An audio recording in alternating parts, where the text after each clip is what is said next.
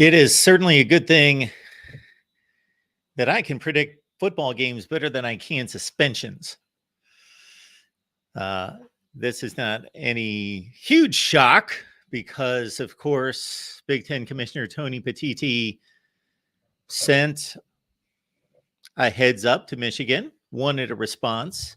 There were reports earlier in the day that Michigan would follow through, or the Big Ten would follow through with a suspension of Jim Harbaugh.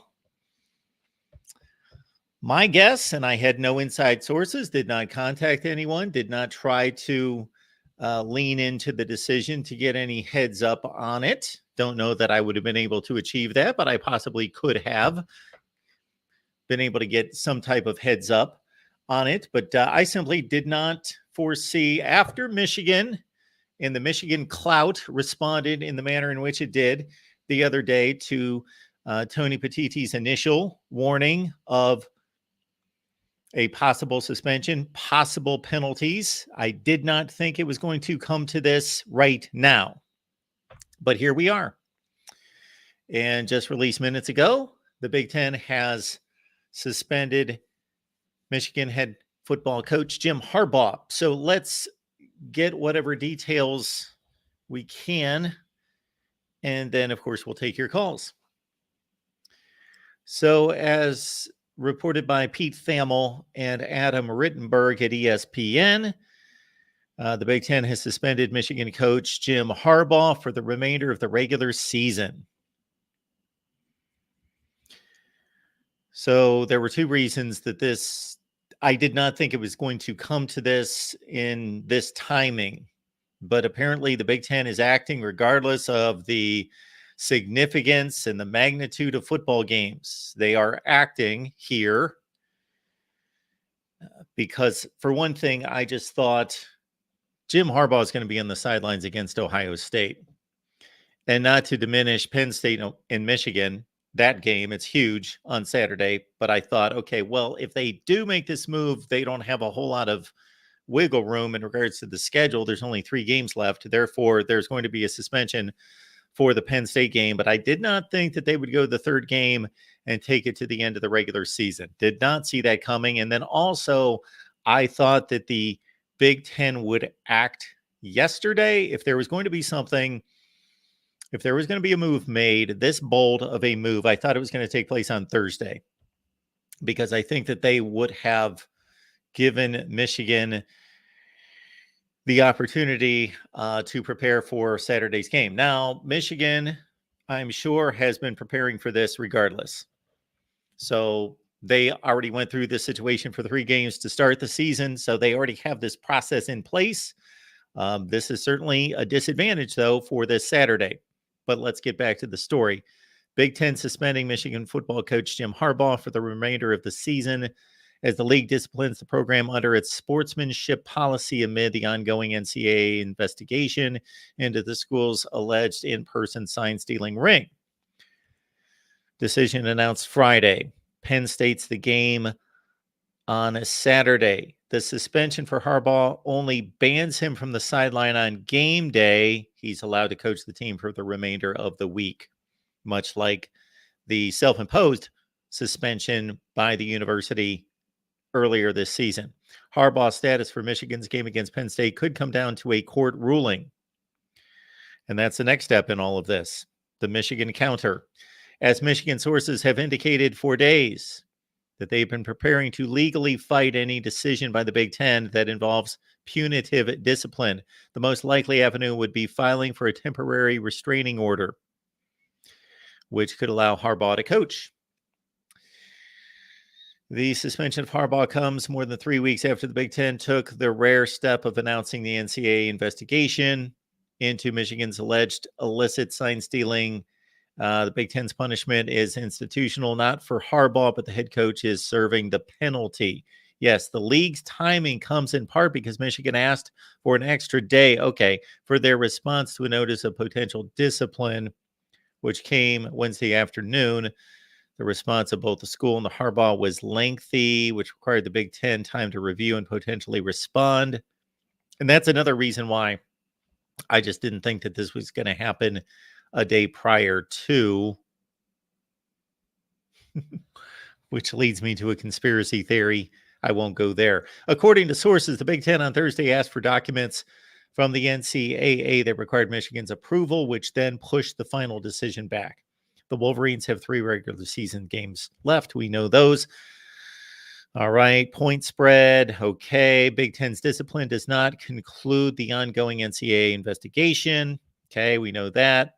And then we know about all the backstory concerning the 1994 off campus scouting decision by the NCAA to create the rule, and all the backstory in regards to what has happened up until the last day or so. Okay, again, my thoughts are I did not expect this to happen. Doesn't come as a total shock because we certainly had warning of it a few days ago when Tony Petitti first sent that notice to Michigan. Michigan had a couple days to respond. They extended that response, and now the Big Ten has acted. All right, let's get to the phone lines here at the Voice of College Football. Appreciate you being here. John D'Adamo joining us. Good to see John. John, how you doing? Hey, Mark. I was just about ready to head out for the night, and then this drops as Michigan is still on a plane to. That's another good point. PA, yeah. Not to cut you off, that plane trip, I believe, was scheduled for 1 p.m. Eastern time. Another reason why I thought once we passed that point that the Big Ten was not going to act. Yeah, so I don't know so we've got basically 3 pieces of info right now. We've got the official Big Ten conference release, which we can read the whole thing, but essentially it says Michigan, we think, violated the sportsmanship bylaws in the Big Ten. Jim Harbaugh is suspended from coaching in the game until the end of the regular season, which means he is allowed to coach the rest of the week. And that there is no appeal of this, but we know that Michigan is ready to file a TRO. They've hired one of the best law firms in the country, and we will probably see that in the next, I'd say, hour or two, at most, because I think that they were ready for whatever the Big Ten was going to throw at them. So that's one piece of info. We also have Michigan's response, which Nicole Auerbach from the Atlantic has put out there, and essentially it's pushing back.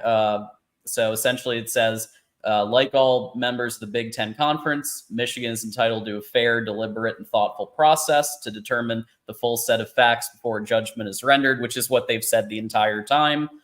Today's action disregards the conference's handbook, violates basic tenets of due process, and sets an untenable precedent of assessing penalties before the investigation has been completed.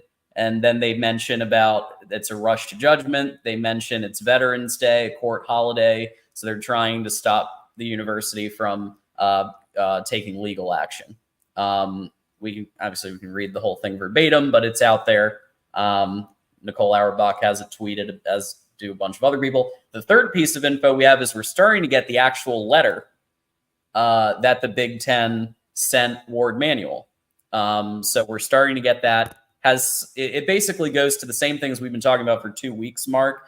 The NCAA bylaws, it references those, and that there is evidence that Connor Stallions purchased tickets, which is what we've been saying for 2 weeks, that there was evidence that Connor Stallions purchased tickets.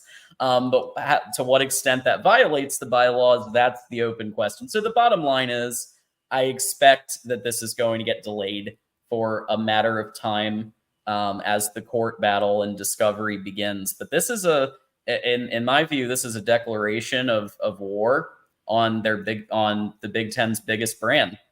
Right there, you could argue Michigan and Ohio State are propping up the conference. They have the most money. They have the ratings.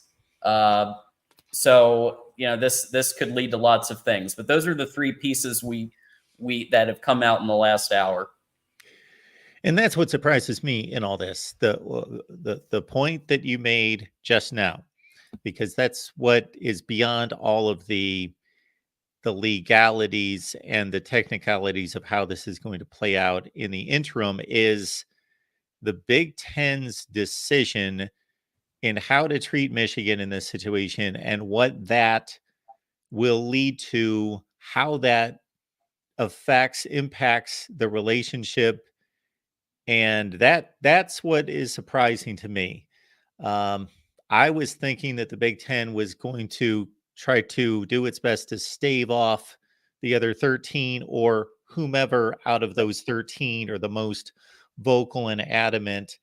Um, and that maybe this initial note sent to Michigan this week would have been a sign to the other 13 that yes, we're taking this seriously and Right.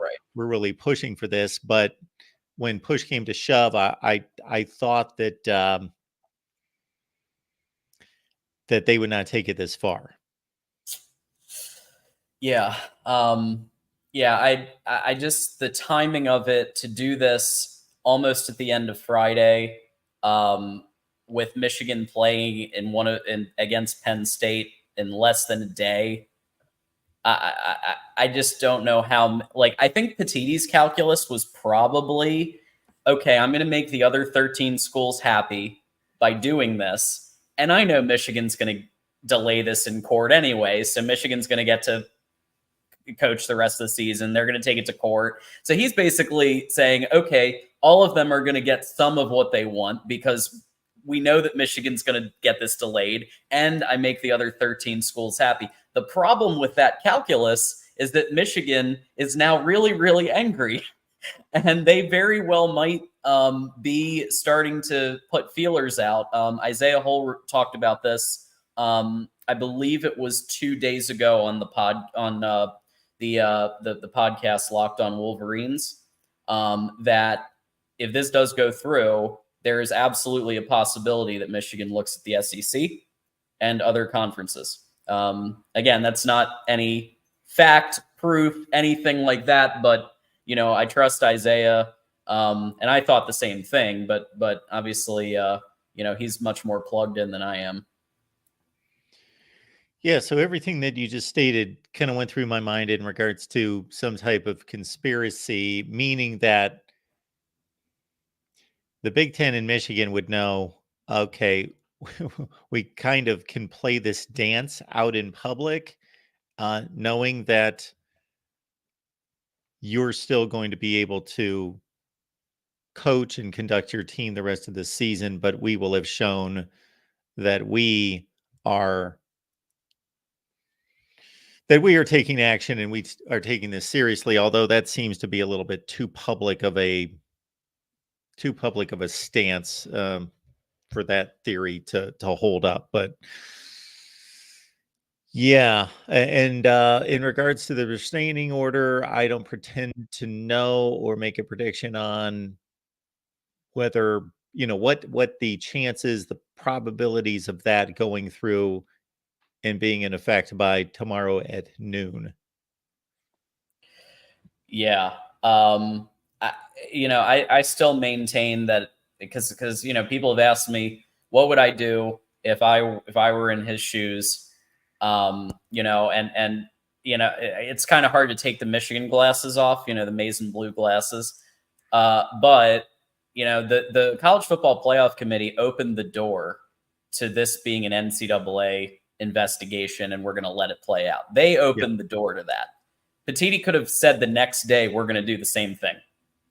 Well, we're going to let the NCAA do their thing, or they could have hired a firm to start their own investigation. But having two investigations at the same time, we know from history that's not exactly the best idea, because usually they're, they've got to interview similar people, and there's all kinds of things that can happen when there's two investigations going at the same time. So he could have said the next day after the College Football Playoff Committee said that we're not going to, we're going to let things play out in the field, and that this is an NCAA issue. Big Ten could have said the exact same thing. And instead, they're doing this, and it just, I understand they need to keep the other 13 schools happy. I get that. But I think sometimes you just got to tell people, hey, we're going to let things play out, and you gotta cool down a bit. Because I mean, do you see Greg Sankey doing this to Alabama or Georgia? No, the way Greg Sankey has conducted that conference, and this is a pretty strong pattern, I believe, with him, is pulling them together in private, and it may be kicking and screaming. And I'll give you two examples would be one is huge, and more so his predecessor, uh, when there was all sorts of strife between these schools in terms of NCAA sanctions and turning in each other to the NCAA. It's well known that that was put to an end because the success and prosperity of the conference was placed ahead of any individual school's rivalries with others to say this is not working for all of us. So let's get together and stop this nonsense. The more recent example of that is not anywhere close to the severity of this, but when Jimbo Fisher and Nick Saban had their back and forth, and then Lane Kiffin got into it, Oh, Greg right. Sankey basically stopped them all down and said, no, we don't conduct our business like that out in public. We'll say what we need to say in our SEC coaches meetings, but no more of this. No. Yeah. So I'll leave you with this thought. Let's get radios in the freaking headsets. Yeah. And Michigan post game live tomorrow with Dre and myself, and I predict it's going to be a very spicy episode with all this going on. Yes, just fill in the final score, folks. Whatever you think that's going to be, regardless of the outcome, it's going to fuel some level of the fire in one camp or the other. Absolutely, it will. There you go. Well, I see you got a lot of colors, and I got a jet, but thanks for popping on right away. And folks, hit that like button, subscribe to Voice of College Football, and Super Chat and Venmo and PayPal and all that good stuff. Thank you, John. Enjoy your night. Enjoy the game tomorrow, and we will see you on Michigan post game. Bye, Mark. I will say this, if I'm Tony Petiti, and this is with about 15 seconds of thought, so don't hold me to this, but I would have let this go for 3 weeks. I would have done any kind of deflection back and forth to try to keep this going. Now, obviously, Michigan wants to keep it going and just let it go. The other 13, or some semblance of the other 13 institutions, are breathing down his neck to do something. I would have pushed it off in some way. Or how does this sound for coming somewhere that is going to be more reasonable for both sides? Say, you know what? We are not tampering with this season. We are in the midst of this season. And again, I'd have to comb through all of the evidence in regards to what games are in question from 2021, 22. Those are to be dealt with later. But what's most important is the integrity of this season. And if the integrity of this season is only tainted in no way or in a small way, and we know that there were games that were attended prior to the most notable one was, of course, Ohio State, Penn State, but it came out that week. Those tickets canceled. Nobody showed up. That I say, if I'm Tony Petiti, and again, I haven't thought this through, we're going to suspend you, Jim Harbaugh, for the first 3 games, not of next season, but of the Big Ten season. First 3 games of the Big Ten season in 2024. Now, number one, that may not take effect because Jim Harbaugh may not be at Michigan in 2024. But certainly you in good faith show the Big Ten that you're taking this seriously and you're not going to suspend him for the likes of whatever the non-conference schedule is, which is pretty difficult actually next year, but that don't affect Big Ten play. So to be suspended, that's the best I can come up with to assuage both sides to a certain extent. All right, let's keep it rolling here at the Voice of College Football. We do appreciate all of you being here. And we've got Ben on the line. Ben, how you doing? Dun, dun, dun. We got it. Drama keeps coming. I predicted this one incorrectly. Well, does this up your ratings? You get a lot of. Have you gotten a lot of views off from this? Not really. Really? Oh, No, I well, think other people are shocking. taking those views. I'm not Yeah. the NCAA infractions allegations guy. Yeah. We've had some fairly successful videos / live streams, but I don't milk these things dry. I could sit here every day and we could talk about it. And yes, just like realignment, I do what I believe is reasonable and profitable and makes sense, but I don't wring it dry. So what's So your thought? my thought, real quick, before I even get into this, is I was on your YouTube. I actually went to the channel and I clicked videos and I clicked oldest, and I realized you've been posting videos on this YouTube channel for 13 years. That's impressive. And I looked at some of those videos, and that was Interesting time to bring that up, but go ahead, Ben. I'm sorry for bringing it up now, but I just saw that. I saw it today, and I encourage anybody to go and look at those old videos of Mark. Mark, in his younger, you look a lot younger than 13 Oh, years is a big thanks, difference. Ben. Appreciate that. Hey, I mean, I'm just saying, I'm not saying you look old now. I'm just saying you look young then. Anyways, yeah, my thoughts. You guys hit on a lot. One thing only thing I could really think of that you guys haven't really touched on already is, do you think the point spread is going to change if Harbaugh is not going to be there? I mean, I know we still have to wait a little bit of time to see if they get a restraining order or not. But does it change the point spread? And to whom? So I'm reviewing in my mind past point spreads to come to this conclusion. We know Ohio State was like a 5.5 point favorite at home against Penn State. So Michigan initially was given more credit than Ohio State, and they have been more dominant. And we also know that Penn State lost that game by 8, could have lost it by 14. And we know that Michigan opened at 6.5. I believe the point spread now is 4. So the point spread has already been affected. And I don't think it's been affected by people just thinking Penn State's going to win this game or Penn State's going to play a razor close game. I think it's already been impacted by this story. Yes, yeah, and I'm wondering, and I know it's not, the Vegas isn't 100% on anything. And I just kind of use them as a guideline by those guys know what they're doing. Yeah, and so I kind of use it as a guideline to what they think, how it may affect the game. And they're if they're going to be anybody that are experts, these guys are the true experts because money's on the line. Yeah, but you got to consider that Vegas only cares that they generally get 50% betting on each side. Yeah. They don't need to. People true. think like that Vegas is trying to trick everyone. And yes, they do well when the public's fooled and bet on one side, let's say 75-25, they make more money. Sure, they do. But that's not generally the way it works. The point spread moves within the week based on the betting. Bets.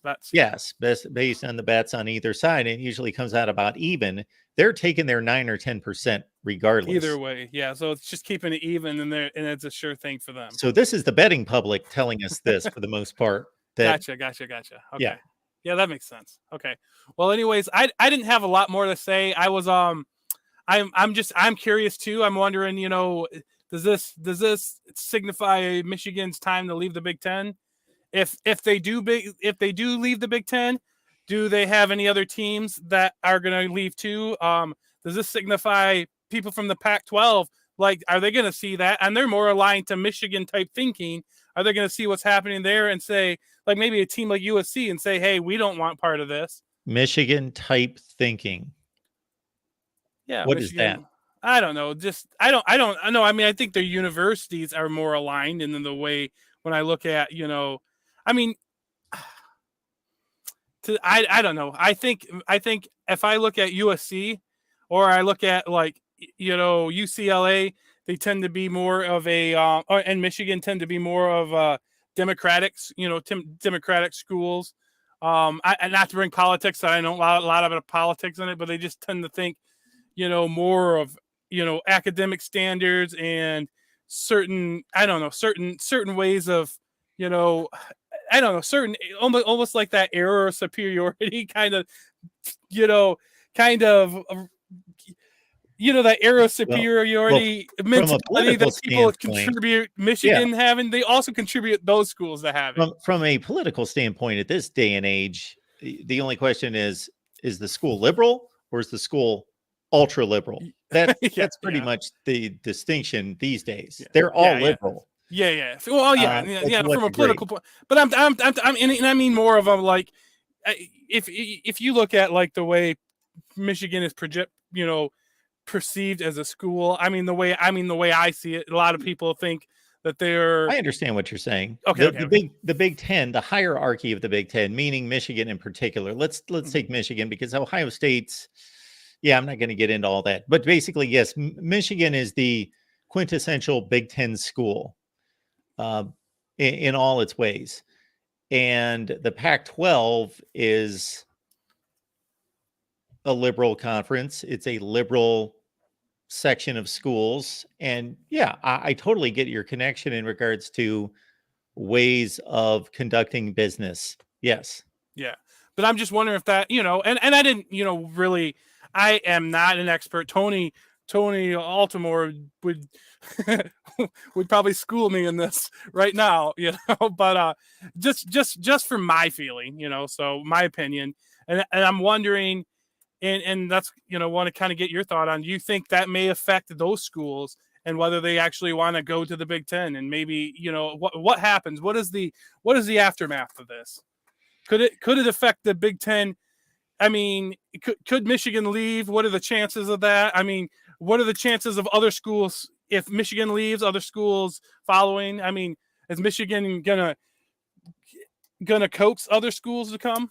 So, well, they would want to, I believe, for two reasons: to help their own cause, but also to diminish and damage the Big Ten, of course, because they've got a vendetta against the Big Ten. Yeah. So that's almost like recruiting. You recruit to gain players, but also keep them away from your rival. I don't know off the top of my head, and if somebody would remind me, I'd probably be like, oh yeah, I remember now, because it's been a couple of years since that agreement was reached between USC and UCLA to start, and then of course Oregon, Washington only here in the last 6 months, of what their agreement is. So what the buyout is, what it's going to take for them to leave the league, but they don't have issues with the Big Ten. They haven't experienced anything negative. Mm-hmm. They've been accepted by the Big Ten. They've been saved by the Big Ten. So I don't see where their allegiance would be more on the side of Michigan than it would be the Big Ten conference. And the Big Ten. And I was just wondering if that was a possibility. I don't know. Oh, it's a possibility. Yeah, it's a possibility. But then you would also need to get some kind of consortium of all of them. It's not like one of them, I believe, would move without the others. They want to, especially USC, UCLA, and especially Washington, Oregon, want to, for a number of reasons, to be in the same conference together. And that's why they moved together. That's why they were offered together. Mm-hmm. So you would have to get the agreement of both schools, or at least both schools in sets, or maybe all four of them. And they're making more money. Now that's going to be damaged by Michigan leaving, but they're making more money in the Big Ten going ahead with this contract than they would in the SEC. If you're looking at the SEC, that's the only place they would go. Yeah. I mean, I would think even with Michigan leaving, there's definitely going to be like if Michigan left and that contract's going to, is altered. Yeah. I would think they're still making more money on TV deals than they were with the Pac-12. Yeah. First, more than the Pac-12. Yeah. That's not even. So close. As far as that is, I don't think that's even like, from what they were making. But do you think so? If Michigan goes to the SEC, do you think that will? What kind of bolstering would that do for the SEC? Would would that up their TV deals significantly? Absolutely. So if every school in the Big Ten on average is worth $90 million to Fox, NBC, and CBS, or I'm sorry, to Fox, NBC, and CBS each season, well, those numbers on average are all over the place. If they're worth 90 million on average, Northwestern is a tenth of that. They're worth 8 or 9 million. I'm taking an educated guess. Yeah. And Ohio State's that's worth 300 million. Michigan's worth 3. So Right yeah, up that the would same. take a large chunk that would have to be renegotiated. But when you divide that among 18 schools, 17 schools in terms of how much that would alter the contract, it's minimized considerably. I don't know if this SEC talk has any substance to it, or if people are just spitting into the wind because Michigan's going to be pissed off about this, and they already are. But and we know that geography doesn't mean what it used to mean. That would be kind of funny to see Michigan in the SEC, and they'd be the only one, and all these Southern schools have to take a trip up to Michigan every year and play. What are I heard? Yeah, what are your thoughts on Michigan? Now, this is something I heard before. I haven't heard it since this is broke with the Harbaugh suspension, but Michigan going independent. I think that that's more likely than them going to the SEC. I think it looks. I mean, I think it just feels more right when I look at it as a Michigan fan. Right. It feels more right. You know, Notre Dame's been like that for years, and Penn State was until they came to the Big Ten. I mean, it just definitely feels more. Feels. To say Michigan's an SEC school, then I'm going to have to change. I'm going to have mine and DeReal MVP's relationship is going to have to change dramatically. That's right. You guys are going to be buddies. So, keep in mind that during the COVID year, when Ohio State in particular was not getting its way, initially was not getting its way, there was a lot of talk about Ohio State going to the SEC or Ohio State becoming independent. And that was only over, we don't agree with the way this league is approaching football during a pandemic. That's nowhere close to, this league is penalizing us, jumping the gun. They are siding with our rivals. They are creating a, difficult situation. So in no way does this come close. And I don't think any of that talk was serious, but I do think that there was something to it. Ohio State may have been using it to exert pressure on the Big Ten to, absolutely it was to play, so we'll see. But hey, Mark, I know you got a lot of calls. Thanks for taking mine. And I'll let somebody else get on. And thanks. I'll everyone have a good night, and I'll catch you later. Catch you next time. Maybe catch you tomorrow after the games. We can see how this all plays out. Absolutely.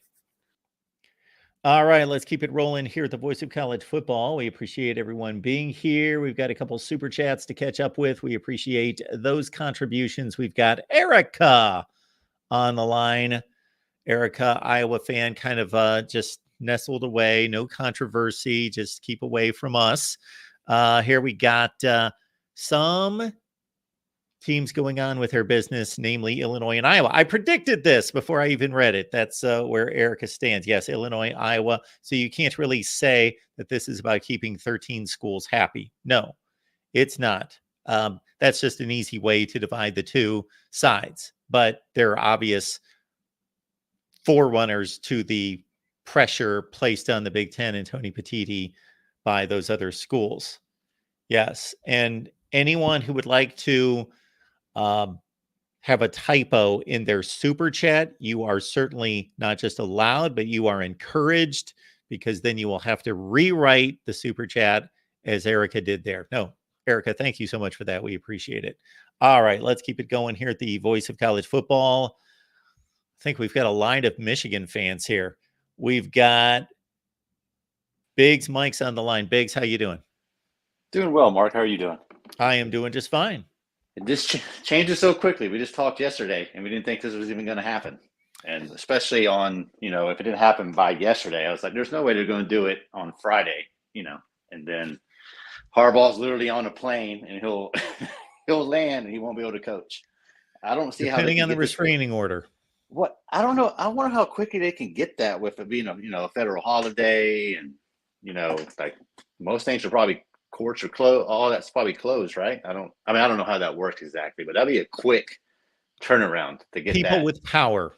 True. Michigan's got a lot of money. People with power. Michigan's got a lot of money too. Yes. So yeah, I just wonder what this does to the overall attitude with Michigan and the Big Ten now, like that relationship. Because I'm not going to say it's severed, but it's heavily strained. It's antagonistic. I mean, Michigan and Ohio State. I mean, biggest brands, 1A, 1B, however you look at it. I mean, and Michigan, basically helped put the Big Ten together. 100 years ago. When, all these other schools are getting everything together. Michigan helped, show other schools how to do revenue sharing, and Michigan's been pretty, big in making the Big Ten what it is. And then you just come at them like this. Yes, I understand sign stealing, all that, but to change what the policies, what you normally do, and with NCAA investigations is, it's like almost like when the news broke, I kept waiting for it to break, and I was like, nothing's going to happen, and then it just happened. So it was just a shock, to be honest. You wonder if it's as simple as this, and it's not as simple as this, but maybe this is at the core. We can make Ohio State happy, or we can make Michigan happy, and along with Ohio State, we also make some other players happy on this side. Versus, it's a 1 versus 3 or 4 proposition. And if it's going to come down to Ohio State with a few others versus Michigan, then we kind of have to pick our side, because they're both really adamant about their position, and there is no way to keep this in a friendly, keep this in a civil way going forward. So we're going to have to pick a side. I don't think Michigan will leave the Big Ten. I just can't see that happening. I mean, it possibly could, but realistically, I don't think it would. But the ratings alone, like what Michigan, Ohio State last year was 17 million. There's no other games that are doing that. There's no other Big Ten games that come close to that, right? So if you're trying to appease Purdue, Rutgers, and all that, I understand, but they don't bring in the revenue that Michigan does, not even close. And you just pissed off your second or first biggest brand. So I understand make Ohio State happy. I understand that, but I mean, I think you had the right idea. I think he should have just deflected it for the next 3 weeks, and then your idea was, because really good, suspend him for the Big Ten first 3 to 4 games next year, right? The Big Ten conference games. But you're not commissioned. It'd be kind of cool if you were, but No. I wouldn't want anything to do with this mess. I don't even want to talk about it, let alone deal with it. I know. That's what just came to mind as being something in the middle that would still be meaningful, impactful, but would not be crippling. I prefer talking actual football with you, but I mean, with something like this breaks, right? But I know earlier you said that, Michigan's already coached about Harbaugh for 4 games. Of course they did. But they had time to kind of prepare for that. Now, I'm assuming they thought this might happen, so they may have prepared. But that's a big shift right there. Not having Harbaugh on the sidelines. I don't know who they even make the head coach, because those 4 games they had someone different be the head coach every time, right? So I mean that's a lot of change in the games in less than 18 hours. So these are the kind of situations that make organizations review their procedures and make sure that the next time it happens, they know what they're going to do. I remember when I worked at a corporation, things would happen, things would go down that weren't so favorable, but it would make you think, okay, next time something like this happens, now we've got a procedure we're going to put in place. The next time there's a power outage or whatever that is. Certainly this nation experienced it during 9/11. After 9/11, there were all sorts of contingencies put into, well, if this happens, we're going to do A, B, and C. we're going to put these security measures in play. So Yeah. Michigan's already experienced that. So they know, and Jim Harbaugh knows, out of those 3 games, which experience worked the best. And we will see that one play out.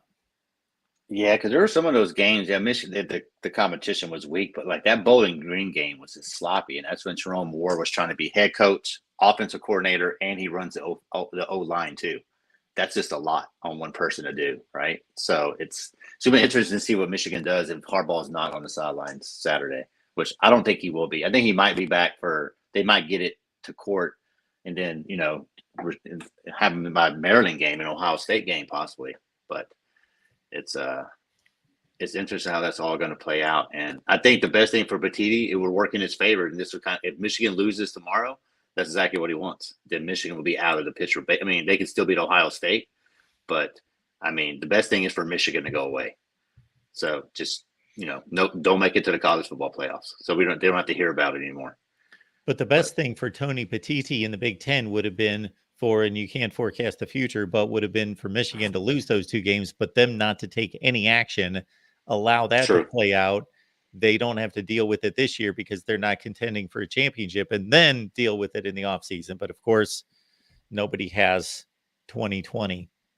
This definitely hurts their chances. I mean, I saw it was 4.5. Now it's 4. So, I mean, I don't know what it'll be tomorrow, but I guess Harbaugh is only worth half a point. So that's what they have it to right now. I don't know. It was 6.5 early. It was 6.5 earlier this week. I think he had a lot to do with the other 2.5. I would laugh. This is funny, but I'll get off the phone in a minute. But like, if Harbaugh's gone for the next 3 games, and then Ryan Day loses to a Harbaugh less Michigan, that'd be really great. So let Ryan Day answer those questions. Oh yeah, so, you and Michigan fans are going to yuck it up if Michigan wins these 3 games, and you're like, see, we're so good that we still can't lose. We have an excuse either way, right? It's like, hey, we're so good we don't need them, or hey, we needed them. That's why y'all just ruined our season, right? So, yep, it was your fault. Yep. Well, like I told you a couple of weeks ago, it'd be the same thing. Like Ohio State has, if they lose to us with Harbaugh, we have your signals. If y'all beat us, we couldn't beat you because you don't have your signals. So you'll have an excuse too. Either way it goes, it'll be fine. But it's not going to be boring. We know that. No, it won't be. But I think he'll be back by Maryland. That's my bet. But we'll see what happens. It'll be a good call and show tomorrow after the game. See how it all plays out. And maybe we can talk football tomorrow when we have a call. We can actually talk about the game. Absolutely. I'll let you get to your other callers, Mark. But I appreciate you taking my card, man. Thanks, Biggs. Take care, bud. Appreciate it. Bye. Let's keep it moving. We've got a few new callers. Let's get to them. We've got Larry on the line. Larry, what's going on? Hey, Mark, could you hear me? Not too well. I'll let the chat decide how well we can hear you, but I got you cranked up here. Is that better? Could you hear me? I can hear you enough to respond. All right. So I'm a Penn State fan, so I guess I'm like kind of in the middle of like this whole thing. I'm more worried about the game. I personally care a little bit about what's going on to an extent because I care about the integrity of the sport, being ex athlete, football player, whatever. But I feel like the Big Ten kind of took a happy medium approach. I feel like Harbaugh still coaching during the week. They wanted to make Michigan fans happy because he's still not completely away. And then him not coaching on the sideline is more like, let's make whoever is against it kind of happy too. Like, what's your thoughts on that? Would you agree with that? Well, that certainly makes sense that they did give Michigan that. The coaching during the week. I didn't really see it that way, but it makes total sense that I don't know if that's going to be convincing to Michigan per se. I don't think that they're taking much angst away from their response to the decision just based on Harbaugh being able to coach during the week, but it is a big deal. Absolutely. Yeah, so I wanted to talk, let's say, I guess one more thought on it, and I wanted to ask like your thoughts on the game as like a Penn State fan.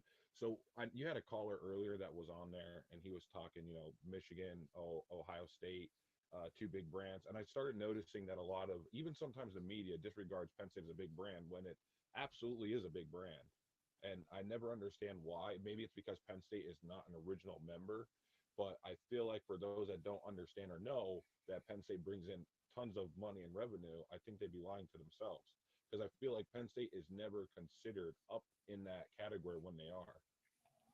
And I think anybody that's like a college football head like yourself would agree that you would have to Yeah. put Penn State So up in the upper echelon of I'm sorry, college Larry. football. I'm going to, unless you can raise your volume, I'm going to answer your question. Then I'm going to have to let you go. I've been playing around with the settings trying to get it to improve, but nobody can hear you. Oh, all right. So I'll have to. I know what we can do. I can like try and fix it, and then I'll come back. Is that all right? Sure. All right. I'll hang All up. right. Thanks, Larry. Okay. What I would say to that about Penn State and the perception of them as a brand is that Penn State's their staying power, their legacy in this sport is not as lengthy as Ohio State and Michigan. Of course, Michigan's is the has the most length out of the three, and then Ohio State, then Penn State, which really wasn't a huge factor on the national scene until Joe Paterno in the mid to late 60s.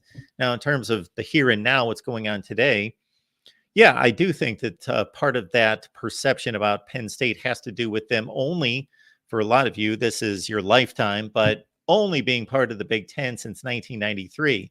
I still, watching Penn State, there is still just a little part of me that doesn't even, I don't know how to explain it. Of course, I know they're in the Big Ten. They're a big factor in the Big Ten. It's been 30 years that they've been in the Big Ten. They're fully entrenched in the Big Ten at this point, but there's still a part of me that views a Penn State game different than all the other teams in the Big Ten, even Indiana, Illinois. But that's more so a Big Ten game than Penn State. Well, I'm just telling you how I feel or what that little inkling is in my brain. I'm not saying it's valid. Penn State is a member of the league as much as anyone.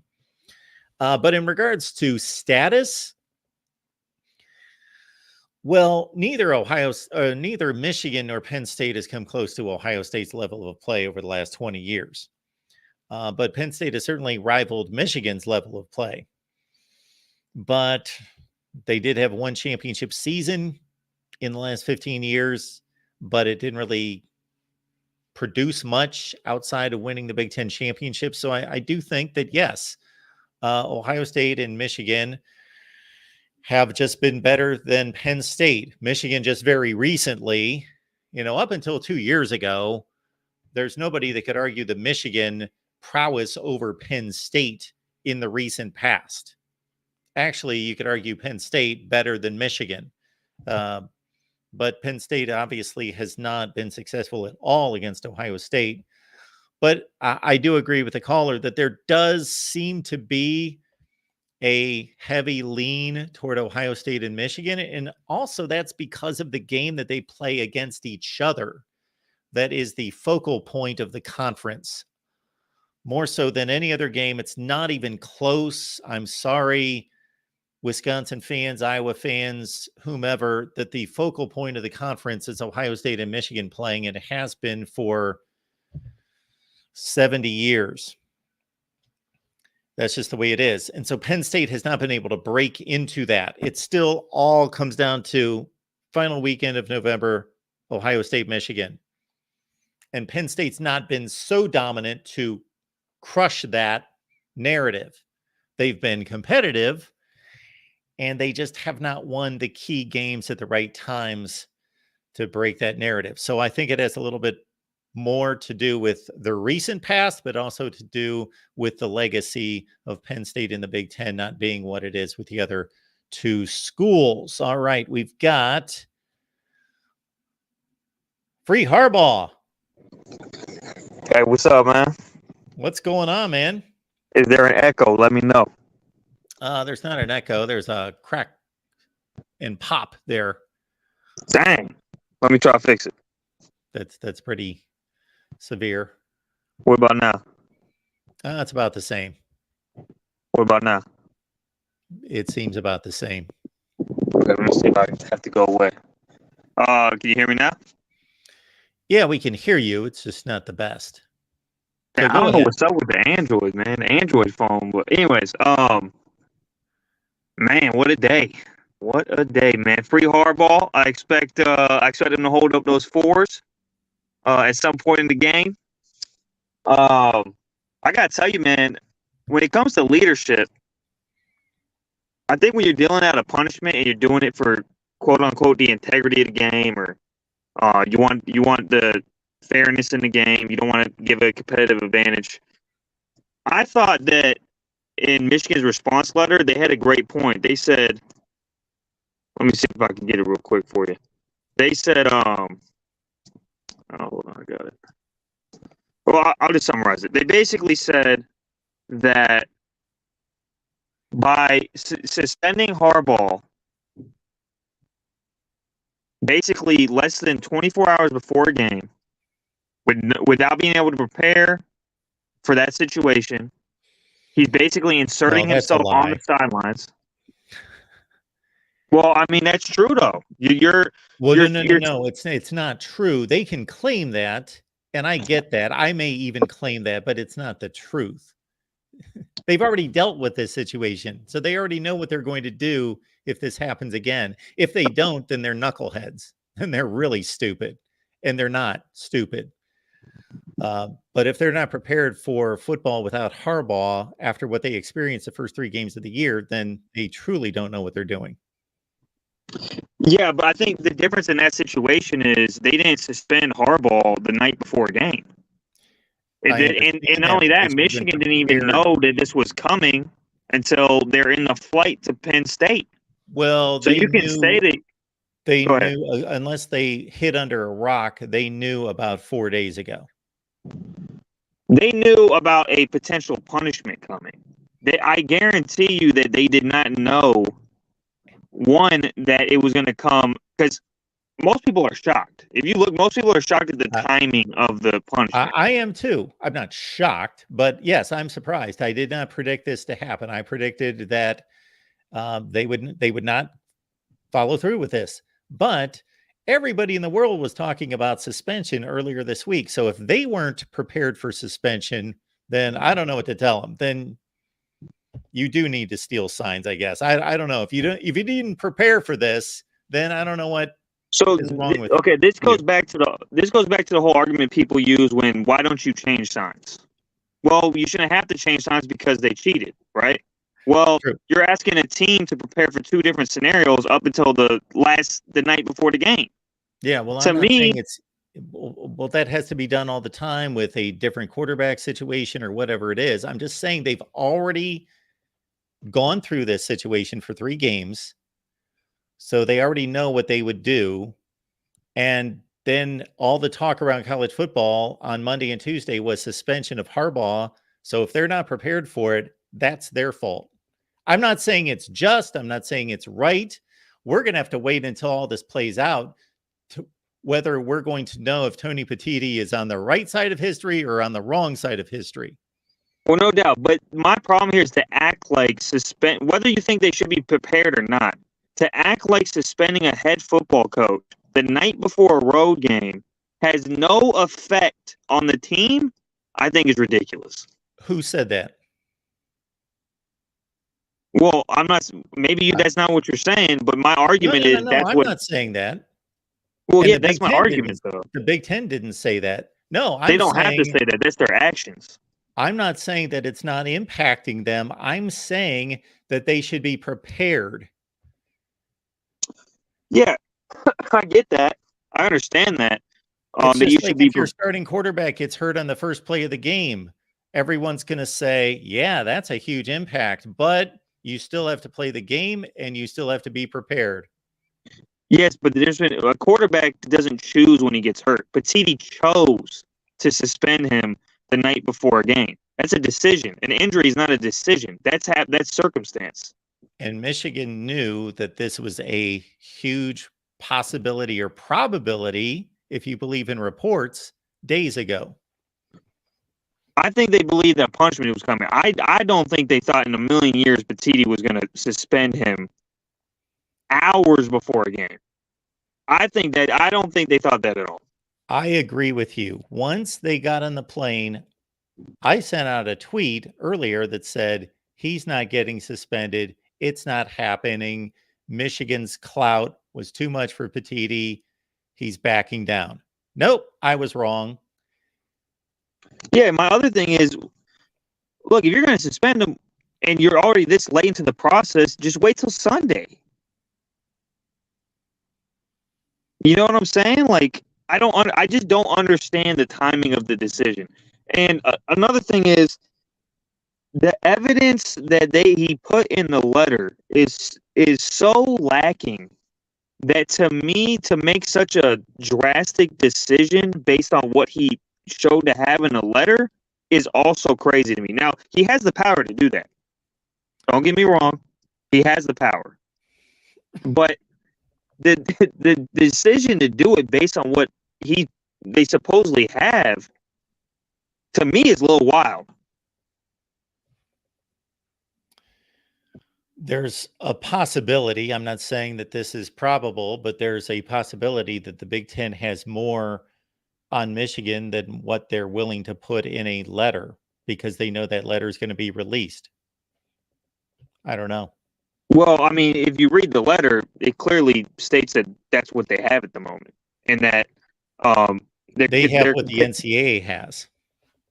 Yeah, they put done their own investigation. Exactly, they put everything that is currently we have at the moment. And look, I get that you can say that that's what he was doing based on that. I guess you could say that, but it's such weak. Like, it's ticket purchases, it's a spreadsheet. There's no videos of anything. There's no pictures of anything. There's a mention of a possibility of a video that no one's seen. Like, it's just wild to me that with such a lack of evidence, you want to let this play out. I can't believe that there's not substantial evidence for them to make a move against this big of a power in the conference. I mean, you can read the evidence yourself and you tell me if you think it's enough. I personally don't think ticket purchases, a spreadsheet that has, like, I guess some budgetary stuff and names, and no actual evidence of videos or any photos or nothing. And if that's all they have to suspend the head coach of a football team and not let an investigation play out, and then the timing of it, I mean, I don't know, man. The issue is always that the punishment doesn't fit the crime typically, and it targets the wrong people. But in this situation, the Big Ten is trying to avoid a situation in which the penalties are against the wrong team, the wrong coach at the wrong time. They want to deal with what the cheating had to do with, and that's the here and now, and that's 2023. Let's say that again, man.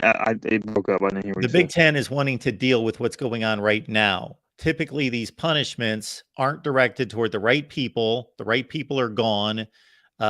It's not dealing with the here and now in the situation. It's a penalty that serves little purpose against the perpetrators.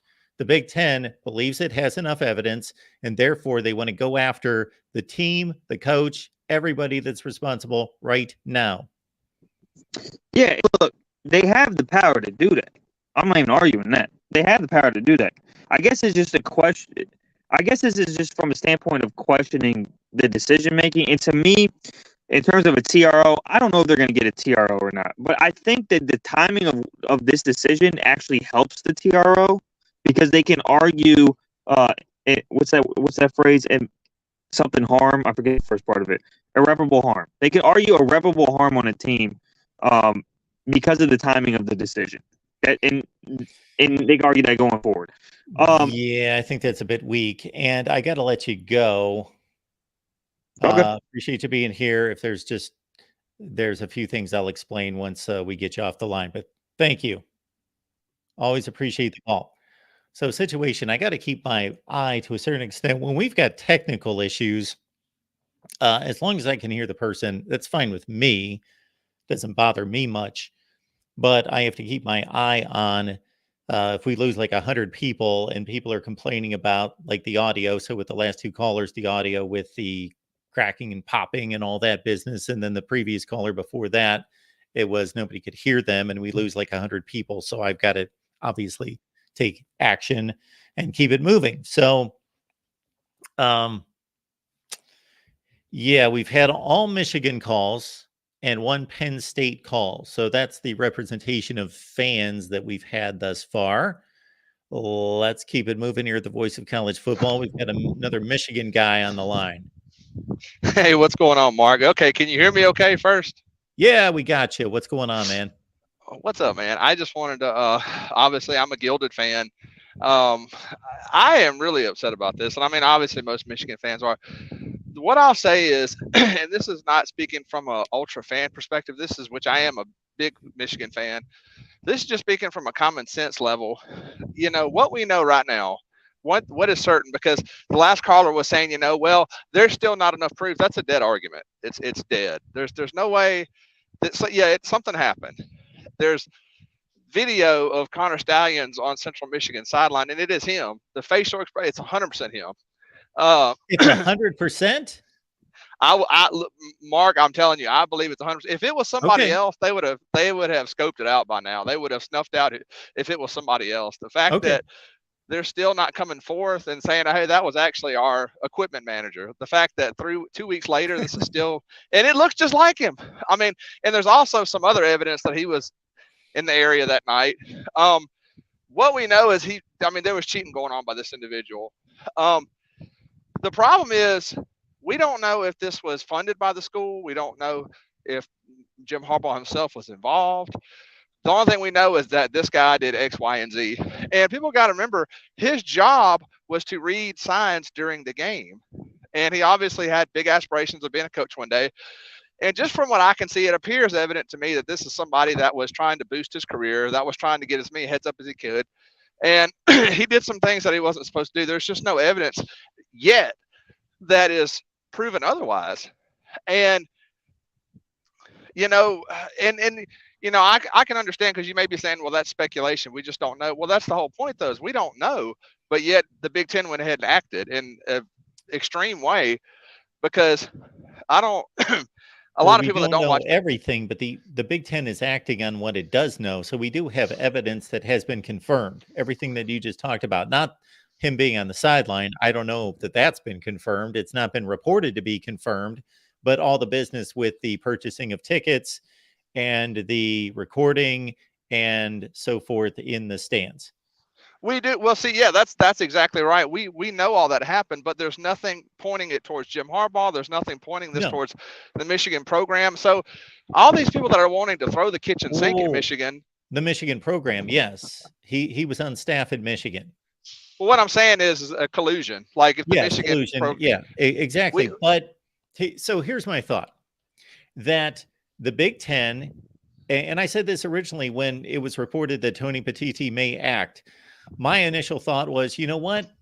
He is dealing with the here and now, and he is dealing with what has been revealed by the NCAA investigation to date, and he believes that that is enough.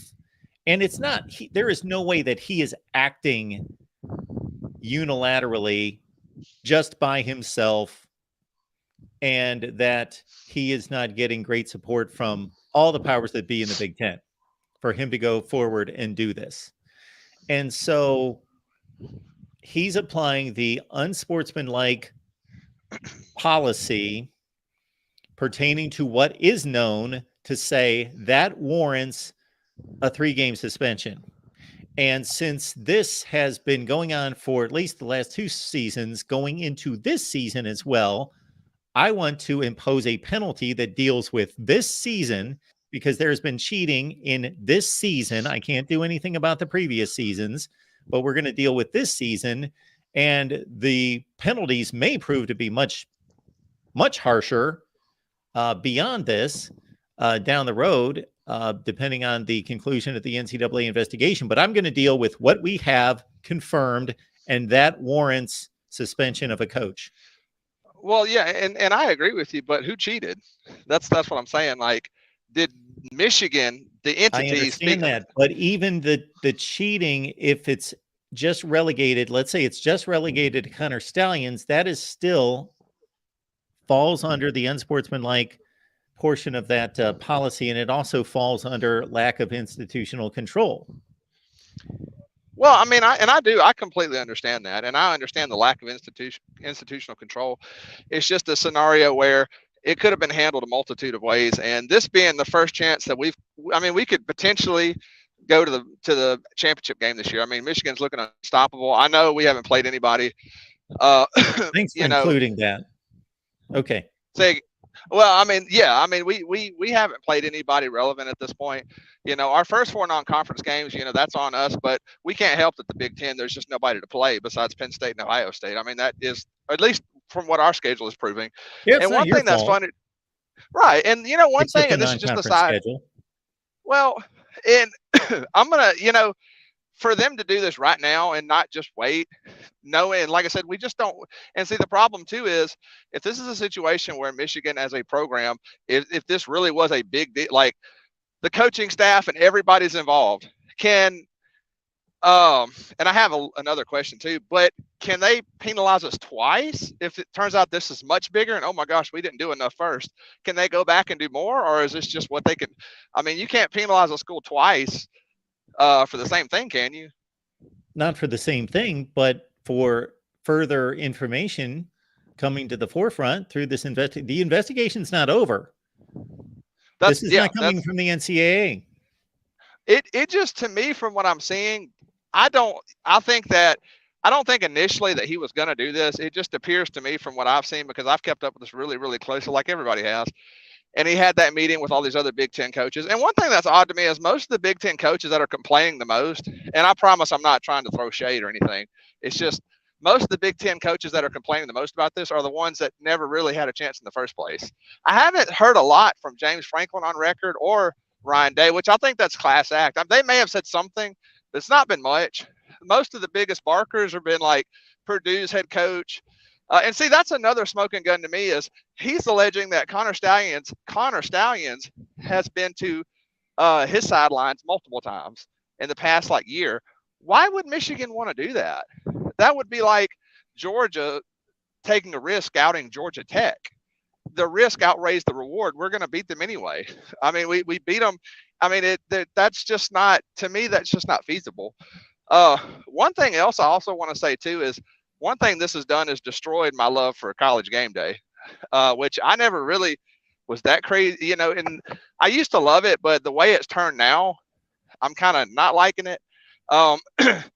When you talk about a media personality pretty much just painting Michigan to be the bad guys, like not compartmentalizing it, saying, painting a picture to where the whole school, the players and everybody are the bad guys. That's Reese Davis, whether he meant to or not. Saying those who stay will be suspect. Like, what grounds? Why would he? Like, what grounds does he have to say something like that? Like, that is ridiculous to me.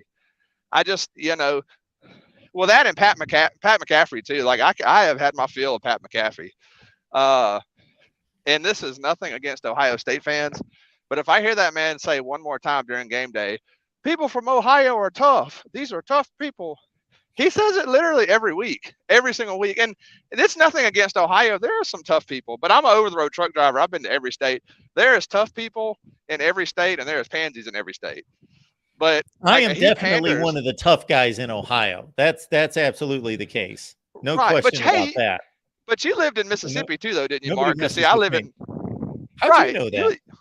Didn't you mention that you worked for like WJTV or something a while? Because see, I lived in Michigan, but I live in Mississippi now. I live in Mississippi for 7 years. I guess that's what toughened me up. I guess that's what made me a football savant, was working in the SEC for 7 years. That must have been it. It probably just made you. It probably just made you appreciate Ohio more. I spent a lot of my life in Mississippi. I live there now. I lived in Michigan too, and I'm not a fan of living in Mississippi, but that's been my main thing. Like I said, I swear Pat McCaffrey, like I swear he wishes he went to Ohio State. Like there's nothing more evident. Like he clearly wishes that he went to Ohio State instead of West Virginia. Now we're going to be fair here to a certain extent, because I know next to nothing about Pat McAfee. I am telling you, I know what he looks like barely, and I did a video on him a couple weeks ago because it was about whole Deion Sanders and there was something going on anyway. And so I clicked on it, watched about 30 seconds, and I had something to say about it. But I will say that it came up on my feed the other day. Pat McAfee had Charles Woodson on. And so I click on this and I listen to it for about a minute. And this was a Michigan love fest, as you can imagine. So just, what's going on? We didn't do anything. What are they talking about? This is stupid. And Pat McAfee's just, patting Charles Woodson on the back and, right behind him, like, yeah, this is stupid. This doesn't mean anything, Michigan. So I think it's just basically Pat McAfee is going to pat anyone on the ass that is his guest. I think that's what it comes down to. Well, that's evident. I mean, he is. I mean, I cannot stand that. If they could bring Chris Fowler back to game day, I'd be so happy. But I had one legitimate question I wanted to ask you. Sure. If Jim Harbaugh does leave, and there's a lot of Michigan fans that'll say, "Oh, we don't know that yet. He's not going anywhere." Look, it looks mighty. I mean, he's been trying to leave anyway. During our good years, he's tried to leave. This year, I think if he stays, he definitely wants to be here. No question about it. And there's a lot of reports that he's going to leave. If he does leave and we need a coach, what would you think about Michigan? And I mean, obviously, I'm not the decision maker, but my opinion, I think Greg Schiano would be perfect. The reason I say that is because the Rutgers brand is not nearly as big as the Michigan brand or the Ohio State brand. But the things that he's been able to do, I remember we played them 2 years ago in 2021. And that was our first big run in the for the championship. Yep. And they almost beat us. I know it. And then he gave Ohio State a heck of a run for their money. The things that he's able to do with what he has is unbelievable to me. That's an interesting selection. Certainly you can't go wrong there. He knows what he's doing. And like you say, Rutgers was a complete disaster when he showed up, and he immediately made them at least functional. And now they're just getting better and better and better and better. He would have to adjust his approach to working with actually elite athletes and maybe opening up the offense. But he does what he needs to do to be competitive with the talent that he has. He's been in the NFL. And I think that's a lot of people would want more of a hot shot, either up and comer or more of a guy that's got a championship record. But I don't think you could go necessarily wrong with him. He's not going to run it into the ground. I don't know if he's going to lead you to championships, but he's an extremely good coach. Well, that's the thing is right now, I don't think there's a lot of world beater coaches available right now. There could be, but I think honestly, if Jim Harbaugh does leave, which the only reason I'm talking about this is because it's extremely likely this year. If he does, I really hope they look into Greg Schiano, because I never thought that they were going to beat Ohio State when they played them, but there was a point where I was kind of like, wow. I mean, that guy really with what he's able to do. And, the area where his university is, there's not a lot of talent in that area. I mean, just to be blunt about it. I mean, we know there's not compared to other areas. So he does a lot of out-of-state recruiting. I think he'd be really, really good at Michigan. I don't know why Michigan State's not going after him. It seems like they're Urban Meyer or bust. That's what I keep hearing from Michigan State people. Do you think there's any substance to Urban Meyer going to Michigan State? Well, I've already been wrong on one prediction today, and that's that Jim Harbaugh would not be suspended. I think when Urban Meyer looks at a job, I think he looks at a few different things. And one is primarily, can I recruit the very best athletes to come here and win a national championship? And I don't know that he's going to find that at Michigan State. So I would say no. Yeah, I kind of am the same, but I keep hearing that there's some kind of. Yeah, well, we hear a lot of things. Oh, sure. And that's all I had to say. I just felt like I said, that's my final thing on it is, I don't think it would have been a bad move for him to just wait. The Tony Petitti that. Yep. All right, man. Appreciate you being here. Let's keep it moving here at the Voice of College Football. Let me get to these super chats before we get to the next caller. Where were we? Ben, thank you so much for that. Hit the like button. We also have Erica. Harbaugh will go to the NFL after this for sure. That's certainly a huge probability. Jeff Grimm, Jimmy bought Penn State gear so he can give signs from their sideline. We got Daniel. Thank you so much for the membership. Member for 7 months says hit the like button. Michigan trash. I didn't say that. Daniel said that, but he said Michigan trash. And just to make sure everyone got that, Daniel said it. Michigan trash. So we only read the super chats. Okay, Mark, thank you so much for the contribution. We appreciate that. Punishment should be this year. If players are to be negatively affected, it should be the players who benefited from the cheating this season. New players next season should not be punished. Again, perfect world. Yes, we would know everything immediately. We would know the truth immediately. It would be vetted out, and proper punishment penalties would be handed down in discipline right away. But these things are complicated. So again, that's why I initially supported this move, because I thought, okay, Tony Petitti has this much information and he is acting on this much information right now that is confirmed. Bam, he is going right to it right now and saying, this deals with this season, last season, the season before. I can only impact this season. Therefore, I'm addressing this season, and we got 3 games left to do it. So I'm going after him. Mike 3883, thank you so much for the super chat contribution. Maze Hayes. Matt, thank you so much for your contribution. Appreciate that. I thought it was interesting that they only mentioned suspension for only the regular season. Has that been defined yet? The regular season is those are the games that have been scheduled. So basically the way to differentiate regular season and other games is regular season games are games that are scheduled during the off season. Postseason are games that are determined based on how good you are to earn a postseason bid. So they are simply dealing with the regular season right now. Obviously, and I would also think that since this is being handed down for the next 3 games, it states, I believe, 3 games as well, that Jim Harbaugh would be eligible to come back for the Big Ten championship game. And let's also keep in mind a restraining order, if it goes through, that could put him back on the sideline on Saturday. Blue Wolverine says, embrace the villains. I'm not going to embrace them, but you are more than welcome to. Of course, Blue Wolverine and Michigan fans, embrace the villains. All right. We will keep it moving here at the Voice of College Football. We've got Z on the line. Hey, Mark, how's it going?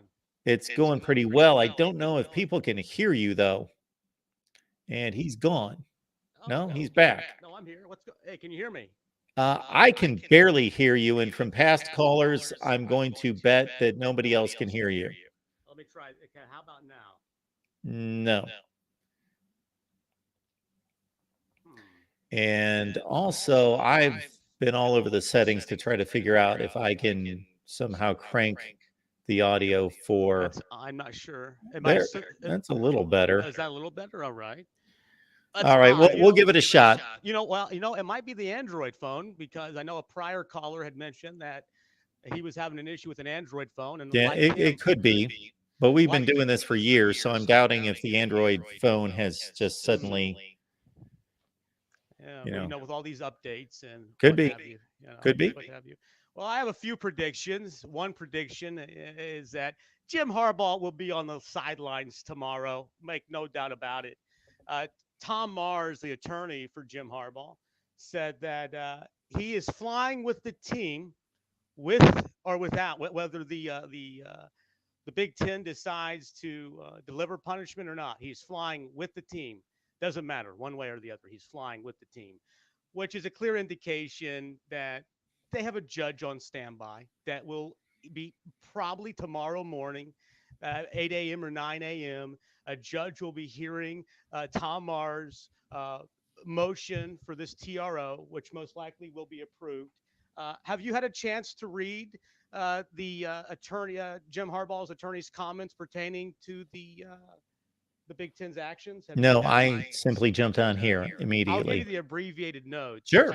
Today's actions by Commissioner Tom Petitti. This is, by the way, this is the attorney.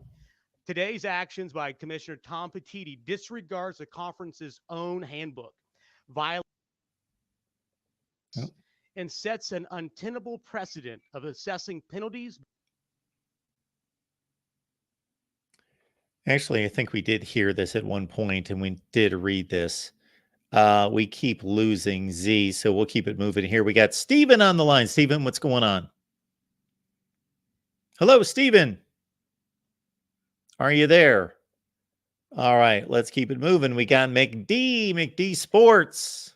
Mark, can you hear me well? You are on it. I appreciate that. Loud and clear. So Mark, I'm just gonna be honest with you. Yeah. I haven't really talked to you about this. I know I haven't been on in the past few weeks, because just scheduling more than anything. If I go a bit overboard, please just hang up on me. Okay? No, I want to hear it. Why All would right. I hang up on you? Because I'm gonna be honest with you, Mark. I'm gonna point specifically at your former employer, basically, and I'm gonna just rip them to shreds, honestly. All right. So have I have at some. it. I have some. So I'm kind of just gonna ask some questions. I just want you to respond to them. Did anybody think that Purdue had a chance to beat Michigan in the Big Okay. Ten championship game in 2022 or this past year? Anybody? I'm going to answer neither yes or no. I'm going to say it's irrelevant. It's irrelevant. It's irrelevant. Why do you think it's irrelevant? It's irrelevant because cheating is cheating and breaking the rules is breaking the rules. Okay.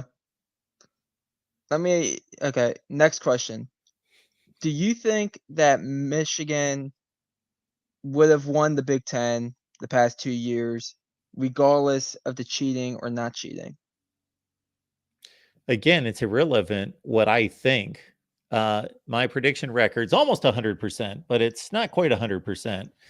And therefore, again, when I hear the Athletics state that they talk to 50 coaches, and I hear specifically Lane Kiffin say, this is significant, that's a significant advantage, I don't know.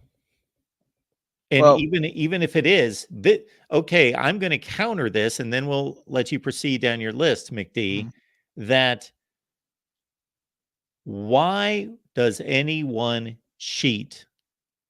What is the purpose? I think people cheat to A, gain an advantage, and B, they know they can't beat the opposition. Okay, I'm going to say it this way. The only reason to cheat is to either change or ensure the result. Otherwise, there's no reason to cheat. So if they are so confident and so much better than all these other teams, why cheat?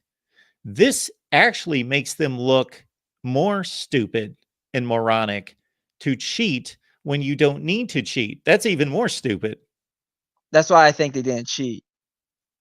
Well, of course they cheated to some extent. We already know that. But I mean, everybody cheats. It's called scouting. No, I'm not talking about stealing signs. I'm talking about cheating. I'm talking about breaking the rules. I personally don't think they broke any rules, personally. I mean, Of course they did. Now, who knew about it? That's still in question. We know that Connor Stallions broke rules, and he was on the Michigan staff. Right? right. Okay. You're talking about you don't know if Harbaugh. Yeah, I don't think Harbaugh cheated. I Okay. think maybe Stallion clearly cheated. I don't think Harbaugh cheated. I hope he didn't. I don't think he did because I'm going to be honest with you, Mark. They're 3 losses. Michigan 30-3 since 2021, and Yeah. the 3 losses. Georgia. Georgia's basically an NFL team down there. Just look at the draft classes, the NFL draft classes. Michigan State lost in 2021. That is an NFL rookie running back. He's not a rookie anymore. It's his third year. 100,000-yard rusher, NFL rookie year. Third loss, TCU.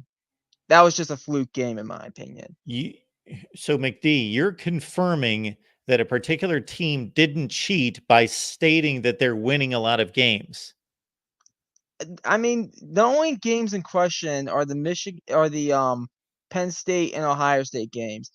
And to be honest, the Penn State games, in my opinion, I mean, Jim Harbaugh didn't cheat. Constarian, I mean, some of the low coaches probably did, but at the end of the day, Harbaugh should not be suspended for cheating. It's really nice, McD, that you get on here and vouch for Jim Harbaugh, but that's not how life works. I That's know. not how you conduct these things. Just say, you know what? This guy's always been a nice guy. We like him. He didn't cheat. We don't need to look up anything or figure anything out.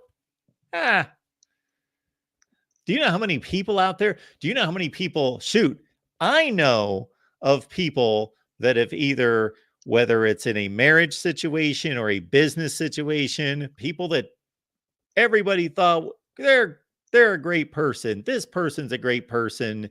They're honest. They're this, they're that. Didn't turn out to be that way. I think I agree with that. And before I rip into your former employer, sure. Because one thing I've noticed about this whole thing, is and I'll rip into him in a second.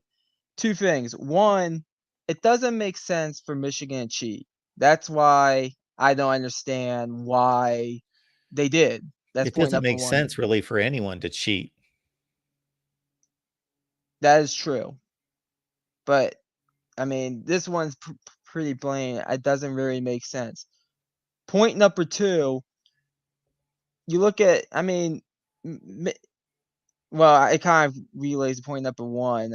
I just realized that because I was going to say Michigan, where even if they didn't cheat, and I personally don't think Harbaugh knew anything about this. Personally, they would have won. They might have lost to Ohio State. I mean, Okay, outside of the 33. let me raise this set of facts to you. Mm-hmm. What did Jim Harbaugh do at Michigan from 2015 through 2020? What basically did they accomplish? 10-3, Outback Bowl. Yeah, there you go. We could run through the records. 10-3, 10-3, 8-5, 10-3. I think they had 9-4. 9-4. There you go. Those are the records. And then we'll even throw out the COVID year. So they were a top 15 team in the country. Right. I mean, not clearly really there's close advantage. to Ohio State, and that's who they were. Okay. Now they've won 2 consecutive Big Ten championships, gone to the playoff, beat Ohio State, etc. What changed in recruiting during all that? I know Michigan usually lands top 10-ish classes. Yeah. 10 to 20. Fringe. Yeah. Fringe top 10. And that has not changed. So why have they gotten so good? Maybe the cheating. Maybe I know Harbaugh was basically. Your whole case is that it doesn't matter, and they didn't cheat. I personally don't think Harbaugh cheated. That's what I'm trying to come on here and say. Okay. And the argument people are missing before I really start ripping into ESPN is Harbaugh is probably getting suspended because the buck stops with him. He's the leader of the whole team. Yep. That's probably why. But let me whip into ESPN real fast because one thing I've been noticing about this whole thing, Mark. Yep. It's only been one news source reporting this. Okay. And answer this question, Mark. Did ESPN lose the rights to the Big Ten starting this season and TV negotiations? Yes. Do you think ESPN might be a bit bitter about that? I believe that they know that hurts their leverage in college football, the landscape of college football. Absolutely. And don't you think that, and the perception, I know it's a perception. I don't really care about this perception, but isn't there a perception out there that the ESPN basically carries the water for the SEC? Well, yes, they started an SEC network and they have sole possession of SEC rights. Yes. Do you so you kind of proves my point. Well, it doesn't prove it. I mean, That's my evidence. point, You're giving circumstantial evidence. You're not right? proving anything. Well, it proves the narrative I'm trying to say. I've There are only seen other reports. outlets reporting these things. I've only seen ESPN. You've only seen ESPN talk Yeah, about this scandal. I mean, yeah, obviously Fox and CBS talks about it, but it seems like ESPN is the one leaking all the information. It's funny that they're the ones finding the evidence. They're the ones reporting everything. Fox is kind of just reporting it. I would be the last person to tell you that business does not interfere with good journalism, because it does. Right. Yes, it absolutely does. That doesn't mean it does all the time. That doesn't mean, it's more complicated than that. But absolutely, we are not presented in this country, involving more important topics. We are not presented the truth and facts as well as we should be, based on interests of money, business connections, politics, agendas getting in the way of the truth. You are right. We don't know that ESPN was taking that approach, though. We do know that they want to make money and be important and be everyone's source, and they want a lot of clicks, and this is what's generating clicks right now. Yeah, and I mean, it would be in ESPN's best interest to not have Michigan be good. I mean, right now, which, I mean, I hate to say that, but it's the honest truth. But Mark, I just wanted to come on here and basically say that I don't think Jim Harbaugh had anything to do with it. I do understand why the suspension is there. I do think they have a judge on standby, like one of the previous cars says. He'll be on that sideline against Penn State, and he'll probably have to serve this 3-game suspension next year. I don't know if it'll involve just the first 3 games or conference games or whatever. And it doesn't matter if Michigan's quote unquote cheating or not, because they're going to blow out Maryland anyways in a few weeks, even if Harbaugh's on the sideline or not. So, all right. Thanks for taking my call, Mark. Thanks, McD. Our buddy Mike Loxley is coming back to form here in recent weeks. And yes, Cheryl, thank you so much for posting that comment. Yes, it's not a good ending there. And they made some poor choices and showed who they were. All right, let's keep it moving here at the Voice of College Football. We got Michael Hogue on the line. We always like to hear from Michael. Greetings and salutations, Mr. Rogers. Yes, greetings and salutations to you, Mr. Hogue. Hope you're having a great day. I'm having a good day, yeah. All right, I got to ask you, your inner Ohio State fandom. Yeah. When you seen this, was you doing backflips?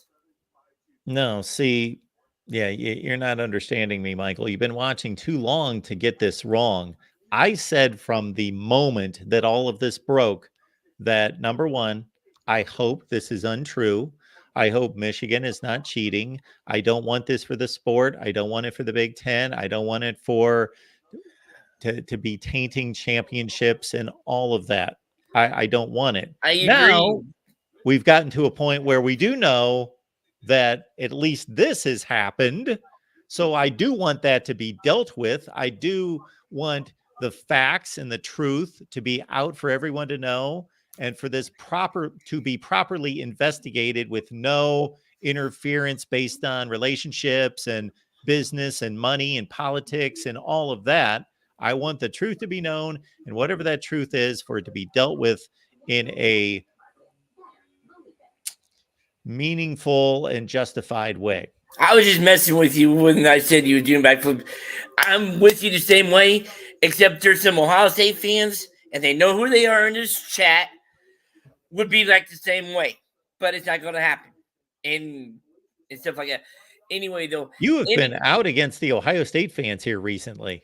Yes, because they don't have an open mind. You're like practically one of the select few Ohio State fans who do have an open mind. And I want to call them out, but I'm not going to do that because I don't want to lose the rich.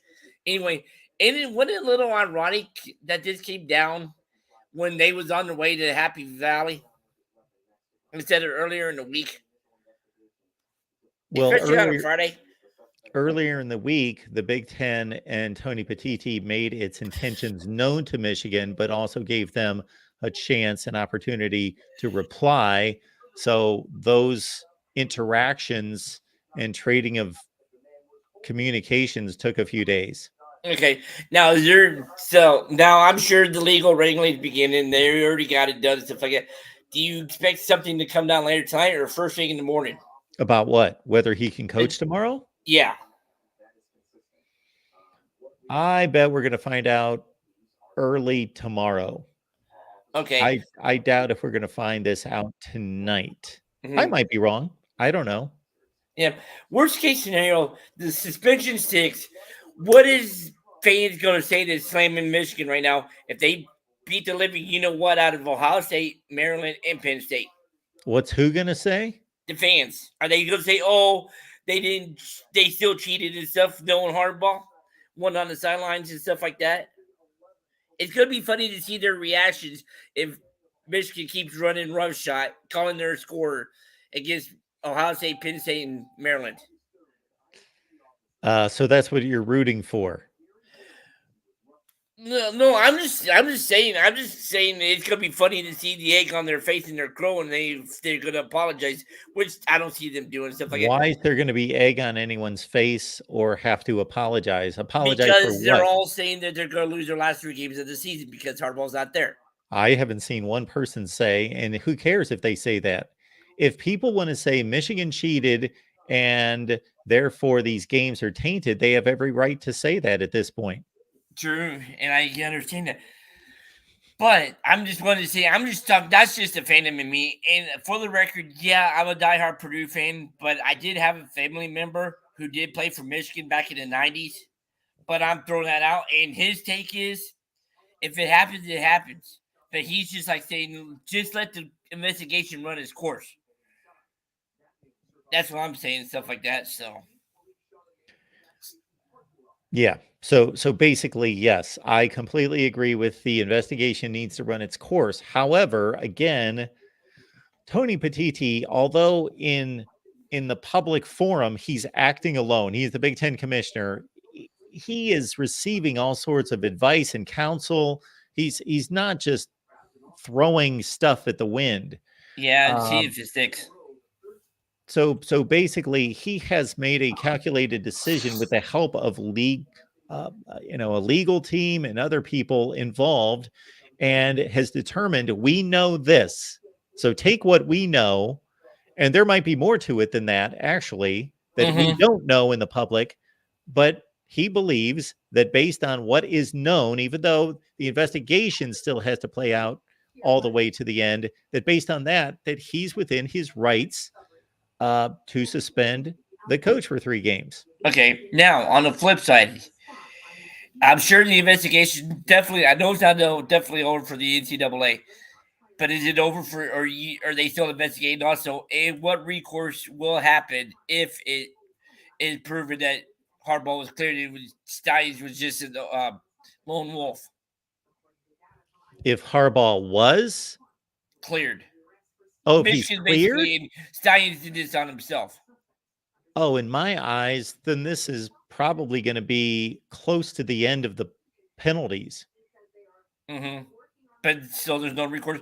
But I was with John and stuff like that. I don't know why the NCAA didn't do this a long time ago, like the NFL. It'd be so much easier. But then again, though, wouldn't there be ways to where they could intercept the frequencies and stuff like that still? Well, that's certainly been my thought. I don't know how easy that is. I don't know. But you're right. That would solve a ton of problems. But we have to consider how this sport has grown through the years. This is not the NFL. If we would go back to the way this sport should be conducted, it should be student athletes that practice a limited amount of time during the week. And I know there's a limitation, a magical limitation on hours that are devoted to college football. However, it's just abused. And that this was truly an amateur sport. That's why you don't see all of these things. There was something that came up, a few other things like this, where people are like, well, why, how did we arrive at this situation? It's because the sport has grown and grown and grown, and you're dealing with technically amateurs. And so it's grown in an uneven way. So some things are conducted like it's professional, and other things like it's basically like it's 1955. And there's institutions that have actual student athletes whose most important aspect of their life is going to class, not playing football. And that's why some of these things have been kind of clunky in the way they have dealt with and been dealt with in the future. None of this stuff should be going on. Yeah, if we were running true institutions for academics and these guys were in school for the right reasons, and I'm not saying all of them aren't, we would have a much better world and better situation. All right, two things before we go. One, have you heard any updates about Paris Jones? Because that was a scary hit last night. Yeah, it was a scary hit. That was tough to watch. And I haven't seen no updates I today, saw so. an article. I did not read the article, but ESPN posted something today concerning his health. I can pull it up right now. But yeah, that was a heck of a football game. And unfortunately, that happened in the fourth quarter. Or the third quarter. Laptop's not giving me the story. Okay, last thing before I let you go. And being a veteran, this means a lot to me. But for everybody that's in the stream, if you see a veteran tomorrow, buy him food and tell him thank you for your service to our country. We really appreciate it, man. Yes, sir. Michael, thank you so much for that. I appreciate your service, and we appreciate that you mentioned this because, yes, we're going into Veterans Day. And regardless of what's going on with this or any football games, we are protected and safe in this country and have lived a just incredible era of prosperity over the last, specifically going back to World War II, that's just unprecedented in this world, that we should all be grateful for. And it's because of people that have fought and died and served in our military. Yeah. And lastly, it's gotta happen tomorrow, Mark, with Purdue. The four-game losing streak has to come to an end tomorrow. Against the Gophers, possibly. Yes. Sure. It's a 3:30 game too, but we'll see what happens. All right, you got other callers, I'm sure. Michigan fan. Plus, it's that time of night for you, so you gotta get some dinner soon. So me too. Thanks, Michael. All right, catch you tomorrow night. Boiler up, guys. Yes, indeed. Let's boiler up together here. All right, let's keep it moving. I guess let's see. Let's go with. We've already had those two on. We can bring them back, but we want to make sure we get to everyone. Joe, what's going on tonight? Hey, Mark. Happy Veterans Day. I don't know what the deal is with everyone's audio. So, Joe, I barely heard that, but I guarantee nobody else was able to hear that. But happy Veterans Day to you. Can you hear me? Is that better? I can hear you like I can't hear you well, but I guarantee, because I can barely hear you, that this has happened with 3 or 4 calls, and I've tried to adjust the settings. But chat, let me know if you can hear the caller. Well, maybe you could field my question and tell everybody if they can't hear me. But I want to hear a reasonable explanation for waiting until late Friday evening for this suspension. Okay, so I don't have the timeline memorized, but we know that Tony Petitti in the Big Ten office contacted Michigan when? Probably Tuesday, Monday or Tuesday?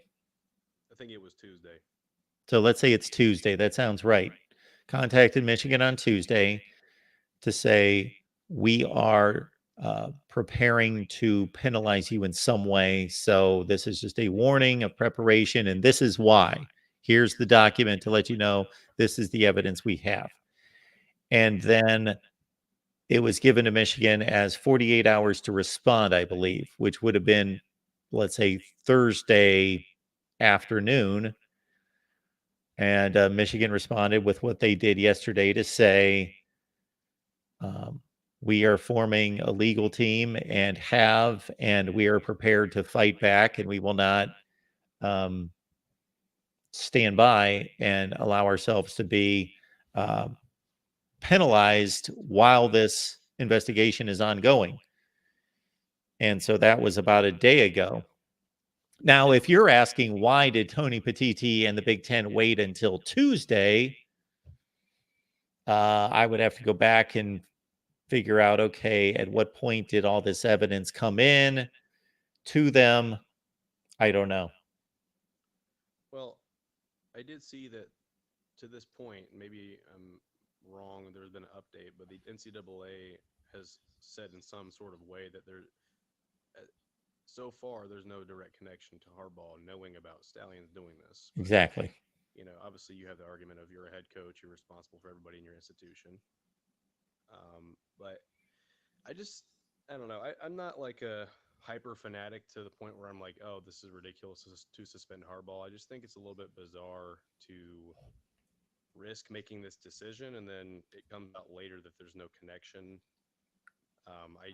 I think it would have been more reasonable. I'd like to hear your take on this. If there was, still some form of punishment, but I don't know if a direct suspension of Harbaugh being the end all be all is the best way to go about it. All right.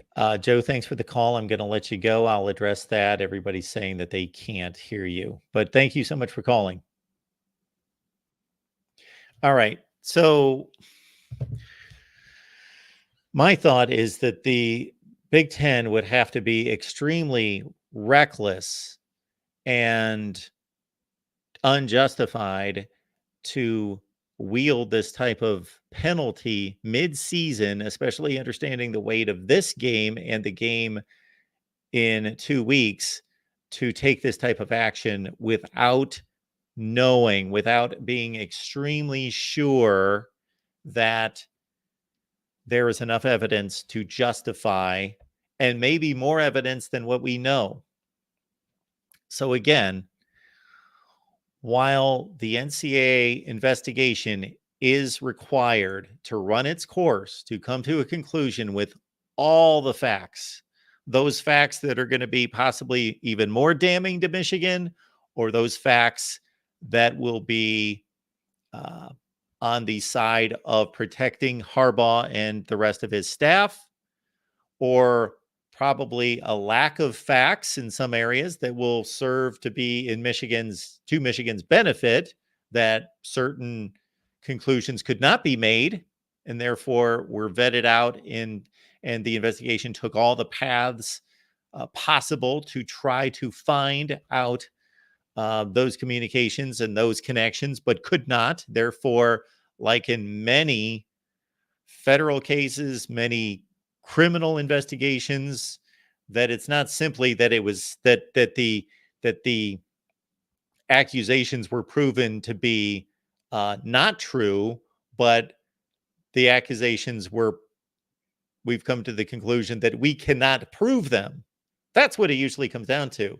Not that, oh, we found out exactly what happened and they are innocent. No, it's that we couldn't prove enough to come to the point that we could completely prove the accusations. That's what usually happens when there's a ruling in favor of the defendant. Okay, so my thought again is that while Tony Petitti takes the heat and he's the front man for this, and he is the commissioner, and within the commissioner's role, there is a power to hand down penalties, fine, and suspension, that there is no way that he acted solely by himself. There's too much riding on this. There's too much on the line. We're talking about the relationship between the University of Michigan or any school in the Big Ten, but a longstanding member from the outset of the league, I don't have to run down all the power and clout and all the reasons why Michigan's important and getting this right. So Tony Petitti and the Big Ten do not want to sever a relationship. They do not want to just, this isn't like, oh, this is a good excuse to get rid of Maryland. We made a mistake 10 years ago. Let's piss them off as much as we possibly can, and maybe they'll go away. That's not this case, of course. So for Tony Petitti to make this move, unless I'm overrating and overestimating the Big Ten's diligence in this matter, and maybe I am, because there certainly have been powerful entities and companies in the past that have done stupid things, and governments that have done stupid things with not having enough evidence or enough.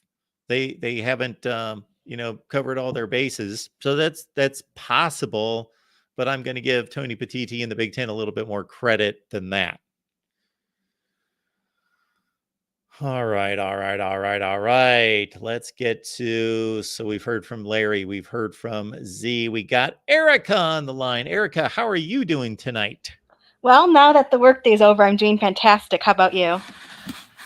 Yeah, it's always a good thing to come to the end of a workday. Yes, I don't even know what that is for me these days, but I did at one point. So yeah. You can remember what it was like, right? Oh, absolutely. I did the 9 to 5 or the whatever to whatever for years and years and years. Yeah. So I've got a few questions that I've jotted down here. From what I've read, and I haven't been 100% focused on this because Michigan's not my team, but I've obviously read, like everyone else, what's been going on, et cetera, et cetera. Haven't read any of the legal documents because I don't feel that need to do that. But anyway, so from what I have read, it looks like other schools have also been accused of sign stealing here, right? Like, didn't someone mention Ohio State and Purdue? I think were those the two that were named? Yes. So my No, question, actually, it was Ohio State and Rutgers specifically, and them giving those signs to Purdue. Okay. So my question is, why is it that they're not being investigated and Michigan is? And again, everyone here knows I'm not a Michigan fan at all. Sorry, but I'm not.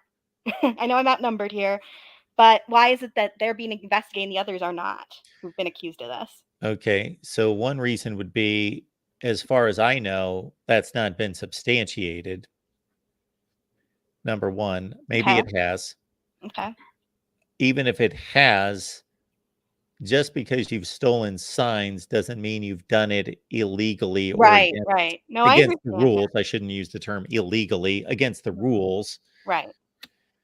So there is, and so then the next step to that is, once you've stolen the signs, what do you do with them? Now, I can't answer the question, even though I've looked through some of this to try to find, okay, what do the rules read and how do they, what do they have to say about sharing of this information? And I couldn't find anything. That doesn't mean that I did an exhaustive search, but I don't know if, now, while that seems unethical, it may still be within the rules. I don't know. Right. Because sometimes there are rules out there that make you scratch your head, right? So that would be shocking if that were the case here. Or ones that don't exist. Right. Yeah. And sign stealing, I understand. I can't remember who just said in the chat, but yes, that in itself is not against the rules. It's the way in which you do it.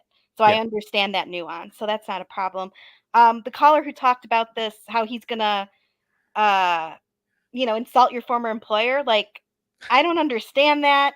I don't know why everything has to be a conspiracy theory all the time. I guess that's in fashion now or something. I don't know. But that's just ridiculous. First of all, it's not factual because other media outlets have talked about this, not just ESPN. It's not sensical at all. So I don't know where that was going. I also don't know why people feel the need to bring politics into this. This is about football. This is not about politics. So I don't know why people are doing that.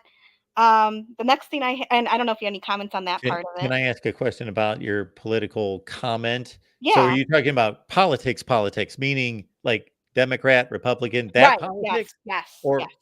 Okay.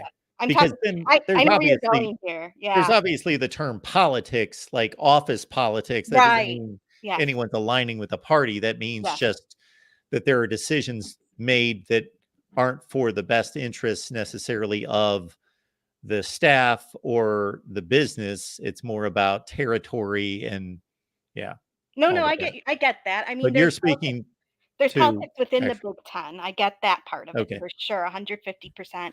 But when I say politics, I mean like people talking about Joe Biden in the chat and stuff like that. And No, I'm I no didn't big see any Joe of that. Biden person either. So don't start thinking I'm sitting here defending him because I'm not. I'm somewhere in the middle. Sure. But anyway, I don't see why people are bringing that into it. So whatever. The next part about Michigan going to the SEC over this, I mean, let's calm down a little bit here, okay? Let's take a step back a little bit. This whole situation's not done. There's going to be more arguing and more investigating going on here. Let's not act hastily. I mean, if Michigan chooses to leave, they choose to leave, whatever. I personally, doesn't matter to me. But come on, guys. Like, I understand that the Michigan fans are angry, and perhaps you could argue rightfully so. But come on now. Like, you're really going to say that you're going to go to a different conference because this happened. I mean, there is evidence of Stallions having, wrongdoing from the looks of it, right? Oh, So absolutely. There have been rules broken. To me, Erica, at the heart of all this, the fork in the road Go ahead, I'm sorry. is simply connecting Harbaugh to the information. And if that existed, then that elevates the cheating exponentially. It becomes a much greater scandal. But if it's simply a rogue staffer acting on his own, then I think the suspension that we see that's been handed down and maybe some kind of fine is enough. Yeah. I mean, then there's the argument that has been talked about already enough, so I won't go into it, that, coaches should know what's going on in their team and in their staff, which, yeah, I agree to that to a certain extent. But here's the main thing I wanted to say. Why is it that some people are saying that everybody does it, so it's okay? I am so tired of hearing that crap. There is so much of that crap in our culture these days. I think it's bogus. If Iowa were cheating like this, I'd be calling them out too. I don't care what anybody says, and that is the truth. If it were Iowa, I would call them out, and everybody knows that's true because I've called out Kirk on numerous stuff that he got wrong, the nepotism, the whole thing. So this isn't just me being against Michigan or anything like that, but that's not an excuse. It's not an excuse that if everyone jumps off a bridge, are you going to jump off a bridge? Like, come on. I am right there with you, Erica, and I'm an Ohio State fan. And of course, I hope my team is not cheating or did not cheat. But if they did, absolutely, I want them to be held accountable and to be penalized just as much as any other school in the country. Absolutely. And these people in the chat, it's not an excuse. It's just the truth. No, it's not. Do you think Iowa's cheating with getting like 2 points a game? That's stupid. That is a stupid statement that everybody does it, so it's okay. I'm sorry. Maybe this has to do with my personality too, because I'm always the type who is a little different from everybody else. I don't follow societal norms necessarily all the time. I just don't understand that mindset. If everyone does it, it's okay. I don't know if this is a good analogy, but I used it a few weeks ago when all this blew up because a lot of people said, well, they didn't need to cheat. They didn't need to cheat. They're so good. They don't need to cheat, but they just did it anyway, just to do it. Okay. Yeah, right. Well, Exactly. Yeah. that would be, I'm going to liken that to, I'm in history class and I'm a good student. I get borderline A's, but I have to work hard. I have to study. I get typically a 90, 92, 94 on my tests. Well, the girl that sits in front of me, she's a brain. She aces every test. And I know this. And she gets up to go to the bathroom in the middle of a test, and I cheat off of her test. I get caught and I say, I'm already getting an A. I didn't need to cheat. Right. Well, I'm already doing well. Well, then why did you cheat? Exactly. So, I mean, that argument doesn't hold water either. I mean, I'm waiting for this whole thing to play out more before I declare anyone but Stallions being a guilty party here, because it's clear he's done something wrong. But beyond that, I don't think that it's time to accuse anyone else of anything. And I think people are focusing way too much on this. I think people should just pay attention to the football until this plays out and we know what all the facts are. And that's that. I mean, because we're on the home stretch here with the football season. It's an exciting time. And I do agree with you, Erica, that if I'm reading you correctly, that although the Big Ten would not like this and it would be a messy situation and it would be a bad look for the conference and they'd have to penalize a lot of their major brands, let's say we come to a conclusion and 11 of the 14 teams in the Big Ten cheated. And you've only got the three, and I only say this as well because there was a report somewhere, and I don't know if this is substantiated, that with all these signs that were traded back and forth and these group calls with these coaches, that the three teams that were never mentioned were Michigan State, Nebraska, and my team. Yes, Iowa. I think I read the same thing as you. And so if it comes to a conclusion that, you know what, those were the only three teams in the Big Ten, you know what? Penalize the rest of them. Right. All 11 of them. I don't care if that means that the three that are left over plus the four newbies next year are going to have this huge advantage. So be it. Right. Then don't cheat. If you want to be competitive, if that's what the study, if that's what is found here, after they've studied the facts and everything, so be it, like you say. You know, I mean, I have to go back to this. I've said before, Iowa is not innocent. And in this case with the ceiling signs, I think they are, because they would be getting more than 2 points a game if that were true. So for that, yes. But all the stuff they've done wrong, I have called them out. I take off my black and gold glasses to do it. I don't know why some people find that so hard to do when there's wrongdoing. But yeah, I don't either. And I think, I'm sorry to cut you off, Erica. No, it's okay. I believe that part of it is if somebody could just grasp that, or people could just grasp this in general, sports fans. I've said this a number of times, and I truly believe this, that too much of our identity is tied to our sports team. And we take that as a personal front to our own, value, integrity, character, that my team, if they're not very good, they went 5-7 this year, that this is something, that this is like a black mark against my character or something, or if their coach runs amok, or, it's just a team that I root for. I can't control, Urban Meyer's done stupid things, let's say, off the field. Well, when that happens, you can imagine the stupid comments that I've gotten. And I've said, what does this have to do with me? Right.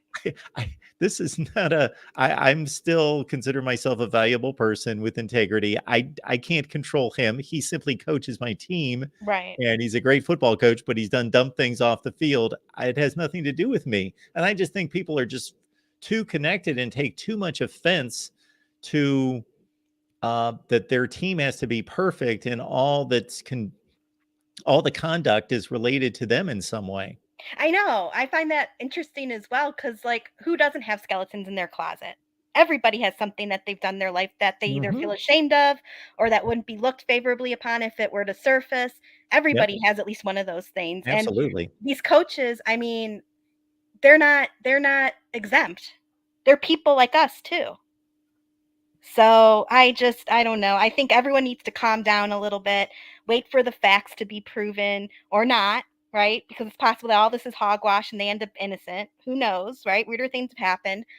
But let's just talk about the football, for crying out loud, and let the allegations play out and let's see what happens. And then once they come up to a conclusion that's got evidence behind it, then let's talk about it and go nuts and say we're going to leave for another conference. I mean, for crying out loud, it's a great point, because we only have 3 weekends left, and then there's going to be half the country, their teams will not be playing another game.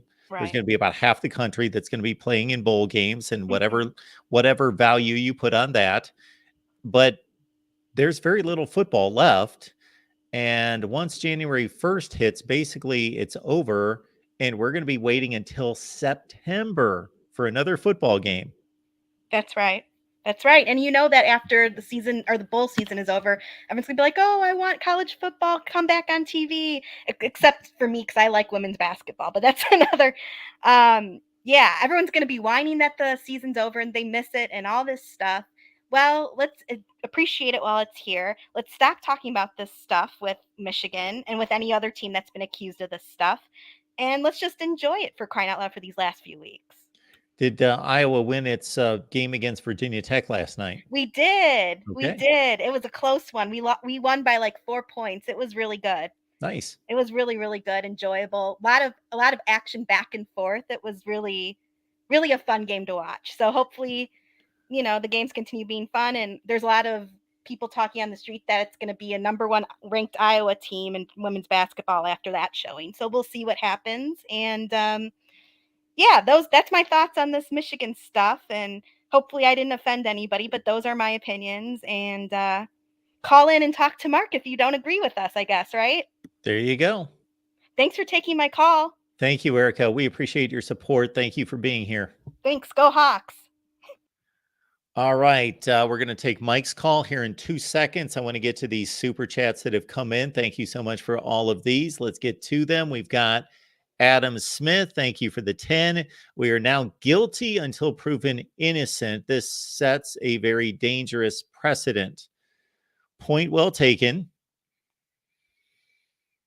I do stand by my point, though, that Tony Petitti and the Big Ten do have enough evidence, both for what we know and other evidence that possibly we don't know, that he can act in the manner in which he has. I just can't believe that the Big Ten would be rash in a decision of this magnitude when there's more risk involved in taking action than there is in not taking action. So they're taking a bigger risk in the action that they've taken. This is a bold move by the conference. All right, Nick says Michigan is not arguing that they didn't break rules. They are arguing that the quote unfair competitive advantage is not significant because everybody steals signs. Opponents had their signs ahead of games.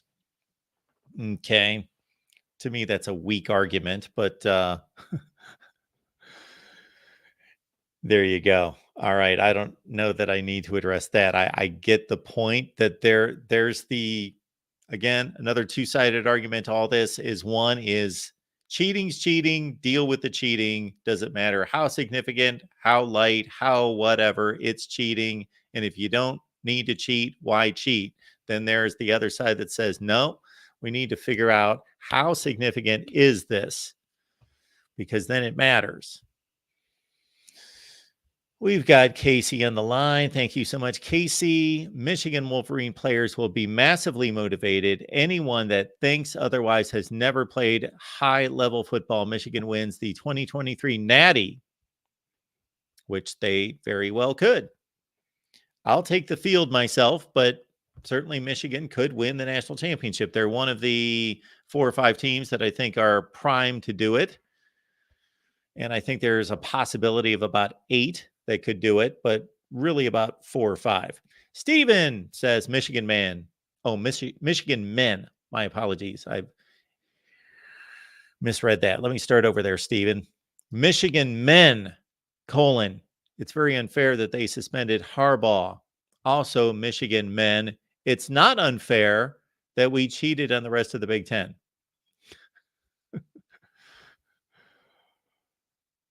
Point well taken there, Steven. We've got Machine Unit. I think this is the first time we've heard from Machine Unit. So I haven't done this for a long time. So why not? Let's do it here. Machine Unit. Welcome to the Voice of College Football. Appreciate you being here. Would love to know who you root for. I believe it's Michigan. And how long you've been watching. Folks, please subscribe. Only about 35% of you that watch these videos and live streams are subscribed.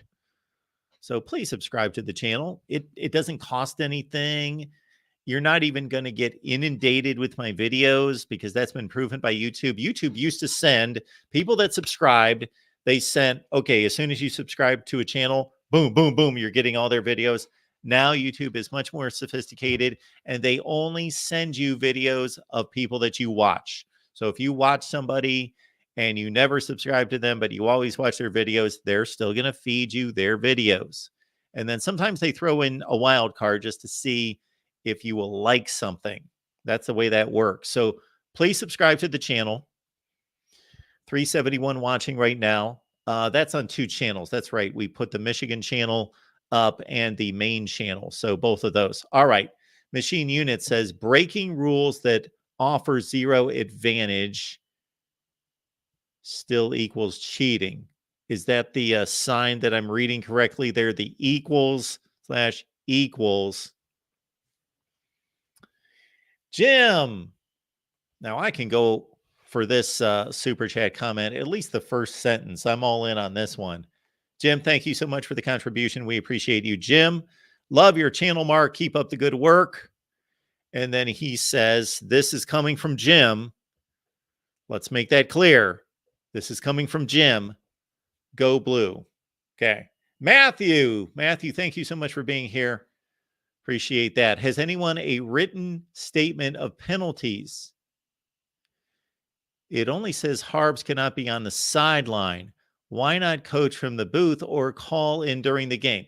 It's good point there. So I don't know if it's strictly because we use a very generic term like, suspended for the games. But is he suspended for game day? So from midnight Saturday into Sunday, or I'm sorry, Friday into Saturday, no communication or contact with the team for the entire day on Saturday. And then boom, Monday morning, hey, or Sunday morning, sorry, I'm thinking NFL. Sunday morning, hey, back with the team, back in meetings and all that. Or is it simply just game time on the field? I'm sure it's defined because that's important. Otherwise, he's going to the team meal. He's going to be with the team. He's going to talk to the team. He's going to be in the locker room. He's going to talk to the team before the game, all that. And then he's just going to say, good luck. And they're going to head out the tunnel. Then he's going to see him once they come back in. I believe it's for the entirety of probably. Now we know that he talked about what he did during the Michigan games, that he was suspended the first 3 games of the season. He watched on TV. He talked about just taking in college football for the day. I believe he's to be removed from the team at least during the game. It's not like he can come into the stadium, be in the locker room, and then, walk like 3 steps up the tunnel and there's like a security guy there or somebody from the NC or from the Big Ten in this case to say, you can't step past this line. No, he's not at the stadium. But again, during the day, good point. Steven, sorry, Mark. I had to hang up when I had to start driving. Absolutely, Steven. You do not text, do not call while you're driving. Be safe out there. Thanks for trying to take my call. Michigan fans continue their delusional takes. I didn't say that. That's what Steven said. All right. Awesome Lawson clips. Hashtag bon appetit. Get that bon appetit. Very nice. Like that. Has anyone else come up with that first? Is that a exclusive from Awesome Lawson Clips? Possibly. All right. I think we've caught up with everything. Appreciate you all being here. We've got Cheesy. State of Michigan is on an island. This is only the beginning. There's a storm coming. It appears so. It could get nasty. Let's see what Mike thinks. Mike, what's going on tonight? Not Mark. I mean, not much, Mark. How you doing? I'm good. I feel cheated because I had today off because it's celebrated Veterans Day. I work a government job, so this was my day off. So I did all my Black Friday Walmart shopping and had a midterm to take, and then I come back and hear about this.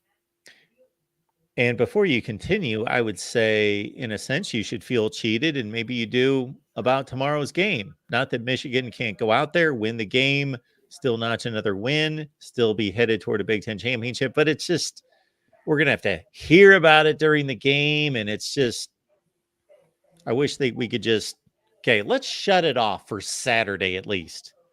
I'm good with that. Because I'm not going to mention it. I don't, when we do our call-in show late Saturday night, I say, this is a football day. We're not talking about this. I don't cut any videos, none of that. Maybe if the world, the sky's falling tomorrow, I will. But otherwise, yeah, I just want to enjoy football and specifically this game. Yep. I mean, that's all I'm looking forward to. I kind of, I'm actually a little bit relieved that this happened because, Yeah. I labeled it as kind of like the sword of Damocles just kind of hanging over Harbaugh's head, and you just never know when something was going to happen. It's like finally something happened. In my opinion, I don't think the NCAA is going to pursue this any further, except for maybe some fines. Maybe a very, very, very small suspension. But in my eyes, this is about 90% over, except for the crying. I tend to agree with you, especially since it would be one thing if we kept hearing that we don't know if Harbaugh's been connected. We're still investigating. If that was what was being reported by all these big outlets, but it's constantly that it's not been discovered that Harbaugh's connected. And so I understand that there's still an opening for something to be discovered, but it seems to be more of a slant of he's not connected. Now, something could change, but he's not connected, as opposed to it's usually in these situations phrased more like it's still being investigated. We don't know if he's connected. Yeah. You know what I mean? And it's kind of it almost seems like a deviation of ignorance of the law. Because I refuse to believe that. I mean, I don't think Harbaugh had any sort of direct correlation, but he has to be a little bit suspicious with the crap Stallions is pulling. I mean, I don't think he knows 100% of what he's doing, but Stallions he doesn't hide it very well. I mean, if he was a little bit more clandestine, I could see giving Harbaugh a complete pass, but this dude's obvious as hell. Yeah, Stallions. Yeah. Yeah. And I mean, I never thought for a second that this was going to go unpunished. I mean, anybody that, and if there's any Michigan fans out there that thinks that Harbaugh was going to come out of scot free, you're a fool. And this is a Michigan guy telling you that right now. I expected 3 to 4 games and a fine, and the NCAA will probably handle the fine. But I really expect this to be over. My question is this whole injunction thing. Is this going to start coming up? Yeah. I mean, this. I mean, if you were to pick the 3 games on the schedule to not get suspended, it would be these 3 games. Absolutely. And yeah, in terms of how much does this damage Michigan and whether the Big Ten is acting prudently in that way. Yeah, I don't like that part of it in particular. And I do think I like you. I do think that this is going to be near the conclusion of what all this turns out to be. And I think the more interesting part of the story now has become not how bad is Michigan cheated. And, we still have to find out whether how substantial the cheating was on the other side, or if there was cheating, what teams, is there anything to that? But more so the relationship between the Big Ten and Michigan. That's actually the thing that I was kind of curious about, because another thing that why I'm glad this is because this is basically a 13-on-1, and Petiti kind of had it's almost like he kind of has to have his house undivided. And you got to do something, because you have to be seen going the mile.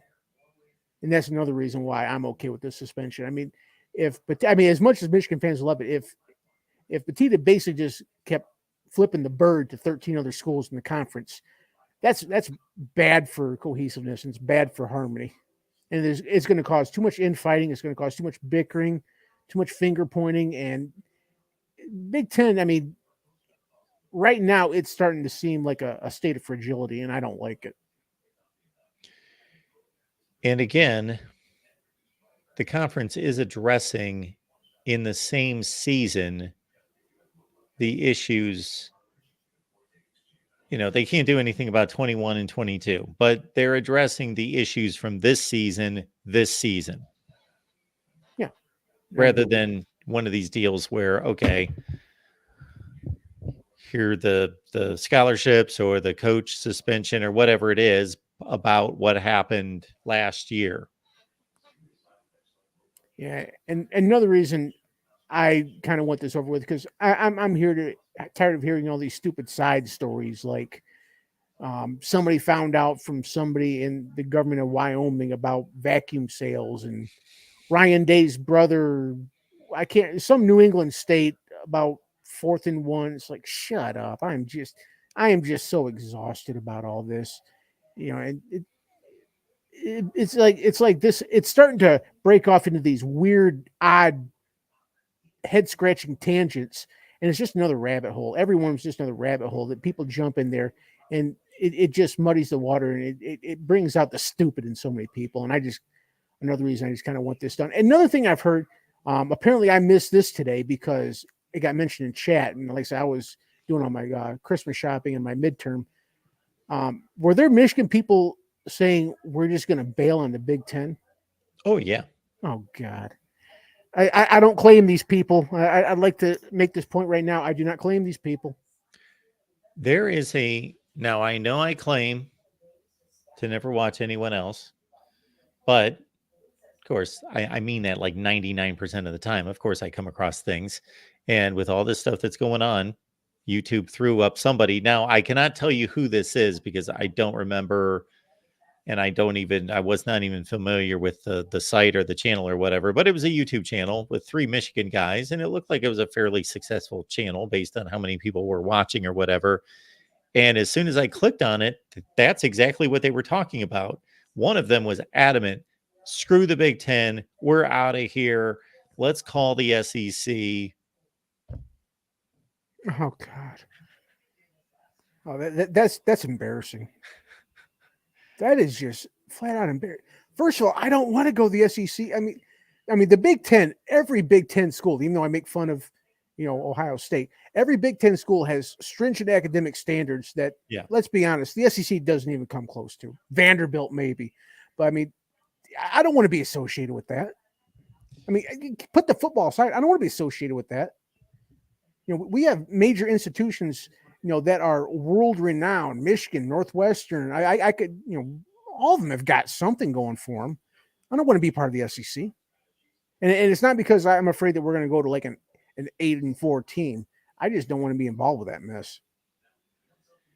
So yeah, when we size up the institutions and the sports and all of that with our guy Tony Altimore, and he's got all the metrics and everything. Yes, clearly the Big Ten, from an academic standpoint, is far and away and above the SEC. Yeah, I mean it is what it is, but I'm not of the opinion that a suspension is not uncalled for. Now I'm kind of with John D'Adamo. It's like I would have liked to have seen this kind of held out to the NCAA, but to me this was kind of a preemptive strike by Petitti just to kind of quell the uprising in the Big Ten. So for that reason alone, I'm okay with it. But okay, that's basically my piece. Thanks for having me again. Well, thank you, Mike. We appreciate it. Have a good one. Enjoy the football tomorrow. Oh, I will. Absolutely. You too. Thanks. All right. Oh, man. Let's turn up the heat now. We've got Dr. Buckeye, Mr. David. Yeah. Wow. What a day, huh, Mark? Well, what a day. Yeah. 3 games. You know what? I have an interesting comparison here, Mark. Okay. I don't know if you were alive 5 years ago. I was. And saw the way that the Ohio State handled the Urban Meyer situation with the Zach Smith situation. Oh, absolutely. I was right here talking about it. How would you compare that to this? Now, Meyer served a 3-game suspension and wasn't allowed to be at the practices or do any of that. And here we have a coach involved in cheating. And by the way, again, I go back to this. If If Stallions was innocent, why doesn't he have a job anymore? Why doesn't he have a job anymore if he's innocent? Well, you Number said one. everything you said is on point, except there was one little phrase in there when you Go ahead. said Harbaugh's involved. Well, let me ask you We this, don't Mark. know. Let me ask you this, Mark. If Harbaugh's paying this guy on his payroll and getting paid 55 grand a year, okay, and the Stallion is going on disguises, and by the way, there's also tape of him out there telling Minter the plays during the Ohio State game last year, literally saying "run right" in Minter's ear. The tapes are out there. I'm surprised you haven't seen those already, Mark. They're out there. You can I know find them. that they're out there. Oh, but that's not a lie. That's not AI, TTUN fans. That's the truth. So you can believe that. So, you can tell me whether that's bad activity or above board or beyond the pale. But what continues to be released by the major media outlets is that there has yet to be a connection made between Harbaugh and Okay. this situation. A bottom line, again, if Urban Meyer's paid to know Zach Smith's social life and what he's supposed to do in his social life, how is Jim Harbaugh not paid to know what the Stallion is doing as far as taping football games and doing all that and on his payroll and whispering sweet nothings into his coordinator's ear on the sideline, and he has no knowledge of that, Mark? Does that pass the smell test or what? I have certainly thought about the correlation of the 3 games versus the 3 games Urban Meyer, Jim Harbaugh. Yes, that is processed through my brain as soon as this came down a couple hours ago. Yes, you're talking about a football related activity. So That's right. there are things that need to be. I guess we got 3 categories of things. We got the Penn State scandal from 10 years ago, criminal activity, get the law involved. That's horrible. That goes way beyond football. And it doesn't even matter what the football is. It's all about handle business from a criminal standpoint. Then we've got this on the other end of the spectrum that is simply breaking rules to win football games. Let's just state it. That's very obvious. That's the only reason you do it. Right. To win football games. And then somewhere in the middle here, we've got what Urban Meyer was involved in, and that had nothing to do with gaining any kind of an advantage on anyone. He had nothing to do with cheating. It had to do with his conduct as a head football coach. Right. This directly affects the outcome of a football game. Yes. Whether he kept Zach Smith on staff or should have fired Zach Smith, you could argue this is a lot more of an A to B as far as direct correlation to sure. results of football games as juxtaposed to that. That's what I'm saying. And anybody with half a brain can figure that one out. Even TTUN fans could probably figure that one out, although I don't know. Matt Foley, the motivational speaker 5 years ago, was calling for Urban Meyer's head on a stick, as was everybody at ESPN. Pollock, the whole crew, had Meyer fired during that situation, by the way. But, that's just me talking. Well, let's understand something, that while one of them had to do with, let's say it was just the worst act of cheating in the history of sports versus what Urban Meyer did. Yeah, they can be evaluated in terms of their impact on the game, and it's not even close. It's not an argument. It's not a discussion, because the Urban Meyer thing had nothing to do with football.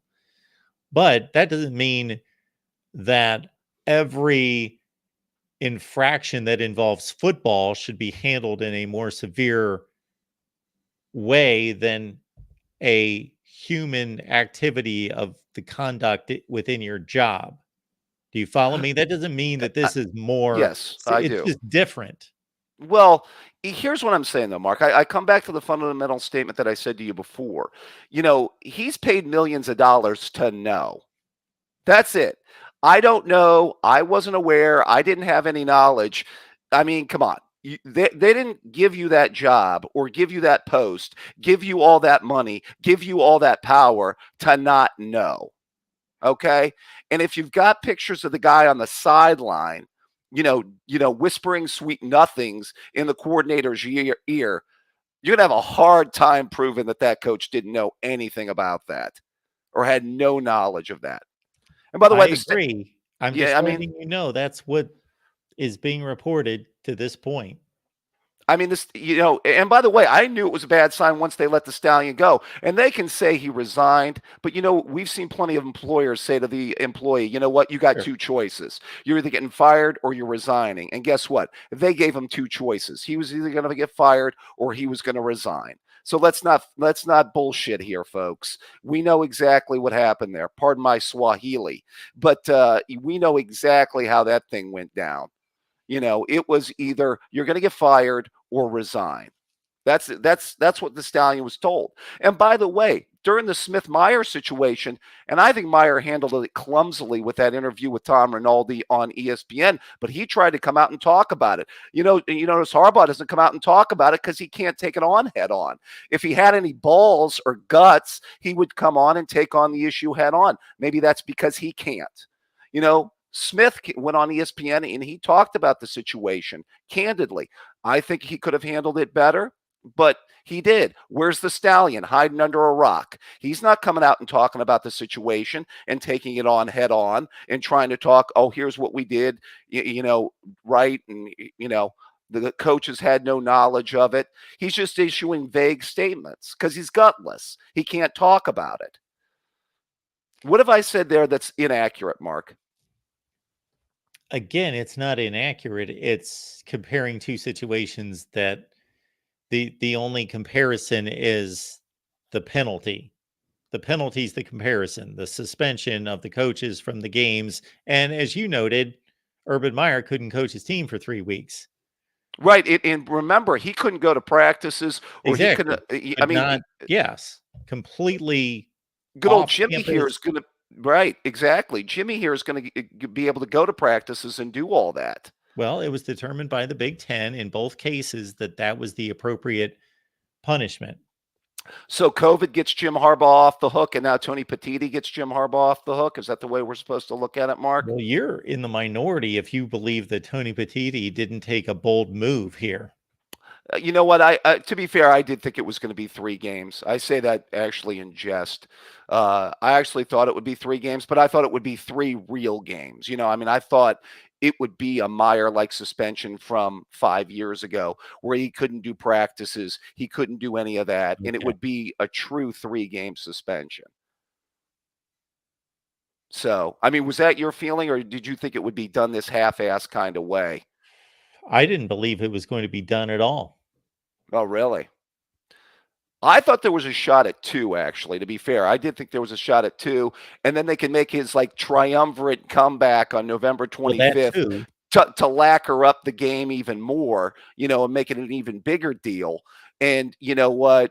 Dace's head would explode all over his, television set, and it would be just, made for TV, I misread the situation in regards to Petitti's guts, balls in dealing with this, because I thought, okay, he's come out early in the week and I defended his decision from the standpoint of saying, okay, if he's going to penalize them immediately, he's doing that because what is this cheating impacted? It's impacted this season. So he wants to act in this season and not be another one of the many examples of, oh, we are penalizing and addressing a situation from 2 years ago, and now we're going to do X, Y, and Z. No, right now, the cheating impacted 2023. We can't do anything about 21 and 22. So we're going to deal with it right now. Number one. Number two, that they are working from the evidence that has been brought to them by the NCAA. And again, we can put this at the feet of Tony Petitti, and he's the guy, he's the front man, but there's a legal team at the Big Ten. There are all those things to ensure that this is a calculated, risk-averse move as much as it can be. So that's why I thought, okay, they have enough evidence to feel secure in making this move this week in this manner. So it must be a decent move to make. Yeah, listen, as I said, I thought it should be 3. I thought there was a good chance it could be 2. But back to my other point that I was making a minute ago. If the Stallion just came out and did an interview right now and tried, do you think he can't? See, if you can defend yourself and what you're saying is what you're doing is above board, then you can address it. You should be able to address it. You should be able to say, we did nothing wrong, and here's why we did nothing wrong, and put out your Dace little 15-point plan or whatever, and say, this is why we did nothing wrong, and roll with it. You know, I mean, if you've got nothing to hide, or you feel the facts are on your side, then you could do that, or Well, you should be able to do that. I'm trying to remember what Michigan's response was, because I don't necessarily know that they are denying rules were broken. Well, you heard Fort They there. don't believe Fort it's saying that appropriate. Fort's saying that Harbaugh didn't know anything about this, or you notice they've already Those are sold two the different Stallion things. down the river. They've already sold the Stallion down the river. He was their buddy for a while. He's not their buddy anymore. Yes, those are the tire tracks going over the bus going over your Stallion. So I knew that was coming. He was a lone wolfer. Come on, you could see that like 10 miles away. But Right? again, cheating and there being knowledge of the cheating all the way to the top are two different things. So I Okay. don't think in Michigan's response that they are denying that there's been wrongdoing. Okay. Again, paid 55 grand a year on their sideline, talking to their coordinators about plays during games, and the head coach knows anything about that. Well, Are you gonna try to convince me that 2 + 2 = 7? that is the part in all of this that has to be vetted out by the NCAA and determined to be the factor of significant cheating, or whatever phrases have been put out there about that it's been significant in possibly altering the outcomes. Well, I mean, I actually don't think it's going to matter much tomorrow, by the way. I think Team Up North's going to, and this may motivate them, by the way. Maybe this is like their thing Sure. that they, and I said that to you from the get-go, that this, becomes like a motivational tool or something along those lines. And I think they're going to beat Penn State by 2 scores. I've already put that out there. Penn State's passing game is lacking, and, a lot of people put it on Drew Aller. I just don't think Drew Aller has much on the outside to throw to. You can say he's awful, but, at least Clifford had a Dotson or a Hamler to throw the ball to. He doesn't have anybody on the outside to get the ball to, at least that I've seen. But, yeah, you know what I mean? I would clearly be picking Penn State to win this game if Sean Clifford could come back. Well, yes. I mean, you are president of the Sean Clifford fan club there, Mark. I know you still got that Clifford jersey laying around there somewhere, I'm sure. You bet. Yeah. That signed one you got. You bet.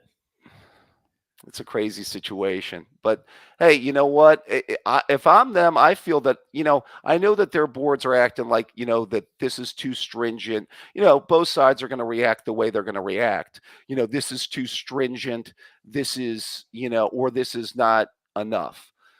Again, I thought that if they would do 3 games, it would just be a real 3-game suspension.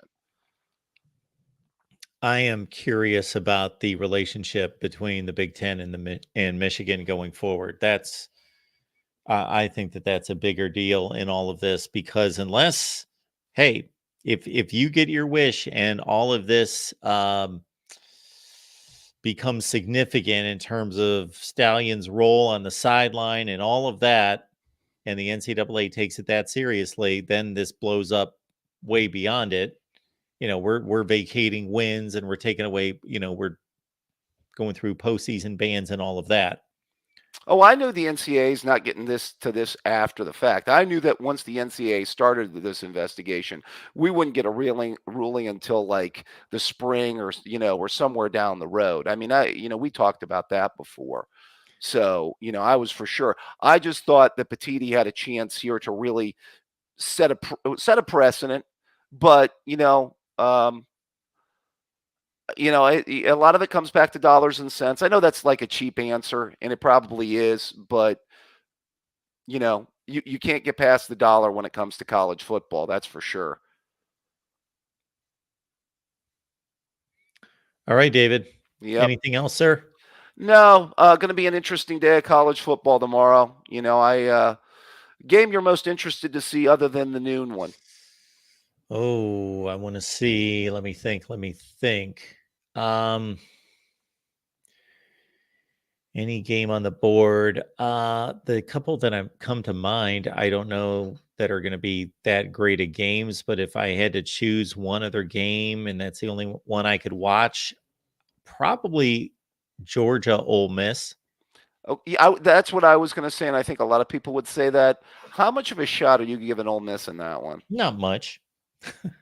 Not much. They could barely get by Texas A&M last week at home. Yeah. Well, yeah, Jimbo's coaching on borrowed time probably there for sure. I think so. Yeah, I think Ole Miss can keep that game close. Did you watch most of the Missouri-Georgia game last week? Hit or miss a little Okay. bit.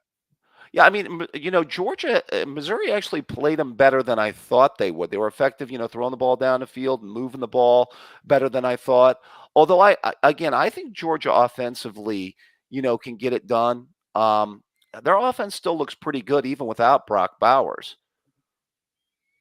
Yeah, it does look. Well, I think Carson Beck is a really good quarterback who gets more and more comfortable in that offense, and sometimes missing a guy like Brock Bowers turns out to be a blessing in disguise long term.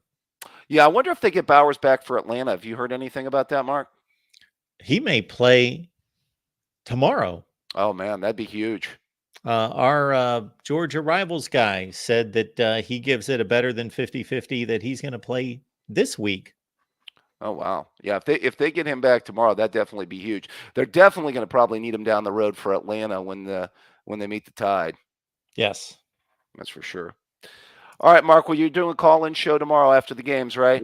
We will do it. Absolutely. All right, my friend. You take care and have a good one. Thank you, David. Appreciate it. We'll see you. All right. I'm surprised how many Michigan fans like to mention the Urban Meyer record against Michigan. I wouldn't think that they would like to promote that too heavily. Porter's on the line. What's going on, sir?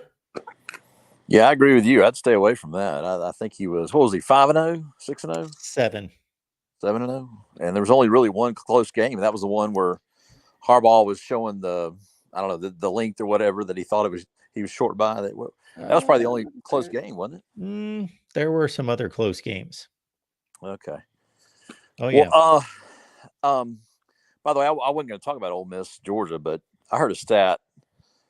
You were talking to David about it. You realize the stat I heard this week just blew me away is, do you realize Carson Beck is his completion percentage on third down is 65%?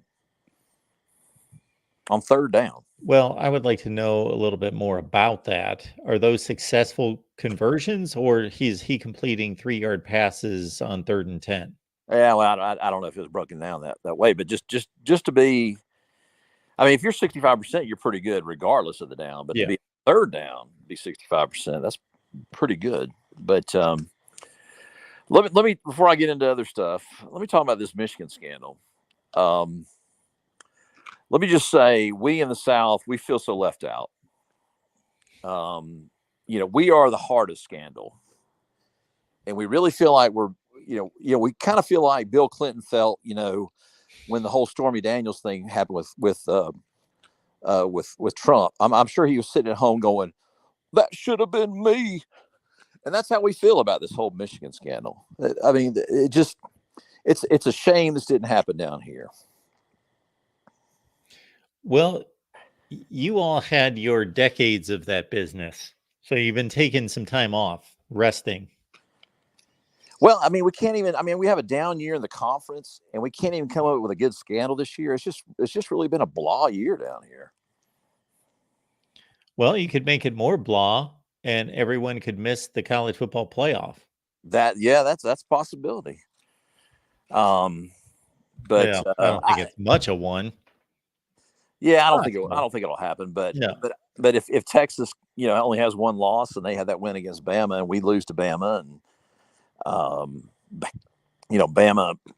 I don't know if it's Bama with one loss and Texas with one loss, and Texas has the head-to-head, and Pac-12 is in and the Big Ten's in, and I don't know. It's going to be interesting.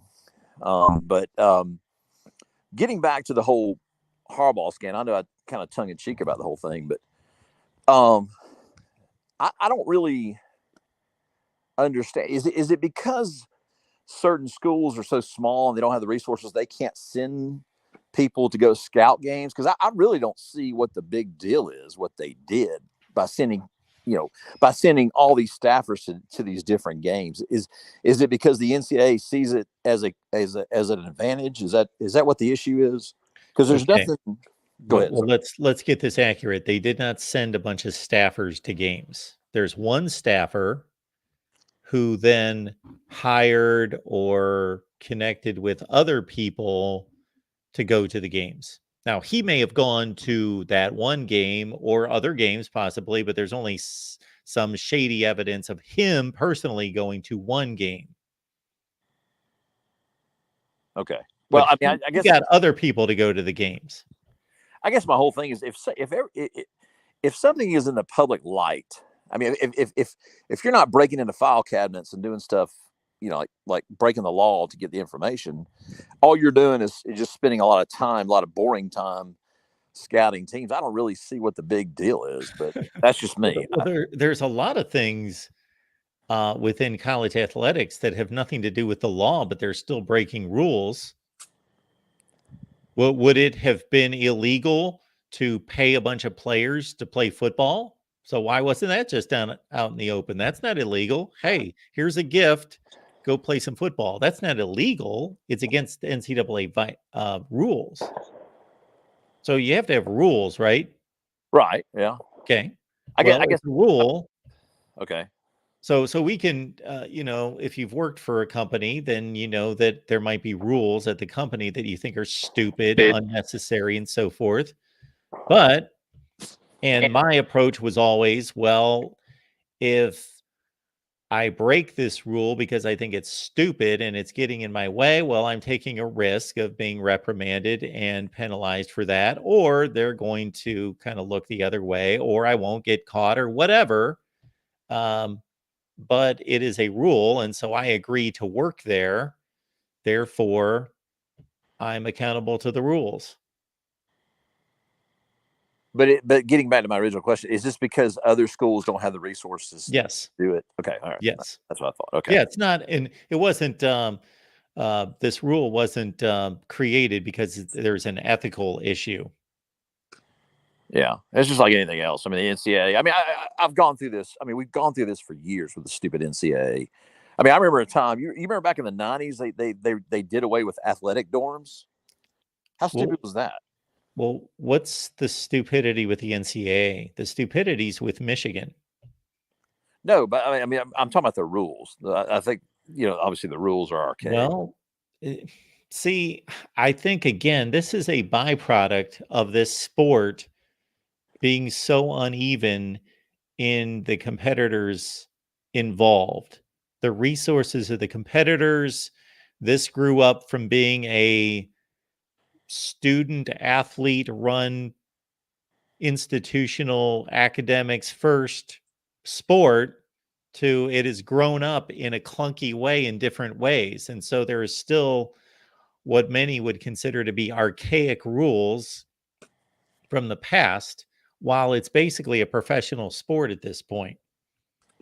And this is one of the pre-existing rules because a MAC team or group of teams or Sun Belt teams or whatever the conferences were back in 1993 said, we can't afford to do this. So the NCAA said, well, they can't afford to do it. Nobody's doing it. Yeah, but I mean, I know what you're saying. I'm not disagreeing with what you're saying.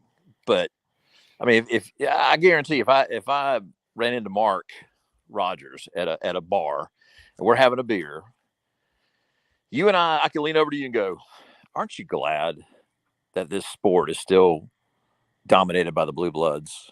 And I guarantee you'll look me in the eye and go, yeah, I kind of am. It's always been that way, Mark. And it's going to be that way. You look at the top 10 now. Look at all those blue bloods in the top 10. the NCAA stepping in and saying that this is a competitive advantage. It's still going to be the top. It's still going to be the same teams. There's the teams are going to rotate in and out. The Floridas and the Georgias are going to rotate in and out. The USCs and the Oregons are going to rotate out, but it's still going to be basically the same teams. The Blue Bloods and the Nouveau Riche, I guess you call Sure. them. But does that mean that you don't try to address it? The sport is better when the Blue Bloods run the sport. This was in no way going to impact the Blue Bloods of the sport being the Blue Bloods of the sport. This was more so that they could do something to create a just small, tiny bit of level playing field with the other schools. Well, yeah, the NCAA has been trying to do that for years, but I also just don't think it's necessary to go advanced scout. If you rule it to be illegal for everyone, then you don't advance scout in person. You still have all these resources to do so in your living room, way beyond what they had in 1993 when this rule was implemented. So yeah, I think the sport has just become too out of hand in regards to competitiveness and cheating that I would love to see it reined back in, but that's never going to happen. Nah, you're not putting that genie back in the bottle. No, you're not. So I don't have any issue with them saying, you know what? Do we need people traveling all over the country, advanced scouting? Do we need to do that? No, we don't. So don't do it. Well, if someone wants to put forward the resources, I have no problem with it. But anyway, I don't want to beat that dead horse anymore. Oh, I don't have a problem with it. Like, I don't care, but that's like I would like to see practice time limited. Like, I'd like to see actual students going to class, being part of the student body. That would all be good. Like all the changes I would implement to college football, and I'm sure I would address scheduling and I would address all these things that we talk about all the time that people care about. But if I was truly going to do it, and I could be king of the world, I would take us back to 1960 or something in regards to the approach to college athletics. And the only people that would hate that would be, we'd still just have as many games on television and all that. Would they be as good? Probably not, because these kids would actually be doing what they're supposed to be doing during the week, not living, breathing, dying football every second of every day. And who would be the trying to think who would not benefit from it would be the NFL, because they would have worse football players, but that's just too bad. Yeah. But I'm taking us in a direction that nobody really cares about. So yeah, I don't think of the 70s and 80s when I was growing up watching football that the NFL, I don't think there were many quarterbacks that were being drafted in the league that could go to their, I guess, fourth progression. Yeah, and did that hurt the sport? Were there less people watching the NFL? No. Well, hey, I want to pat myself on the back a little bit. Okay. I called you. I'm going to keep reminding you of this as long as my teams are alive. I called you the Friday morning before the start of the week 1, and my pick for the 14 playoff were Ohio State, Oregon, Florida State, and Georgia.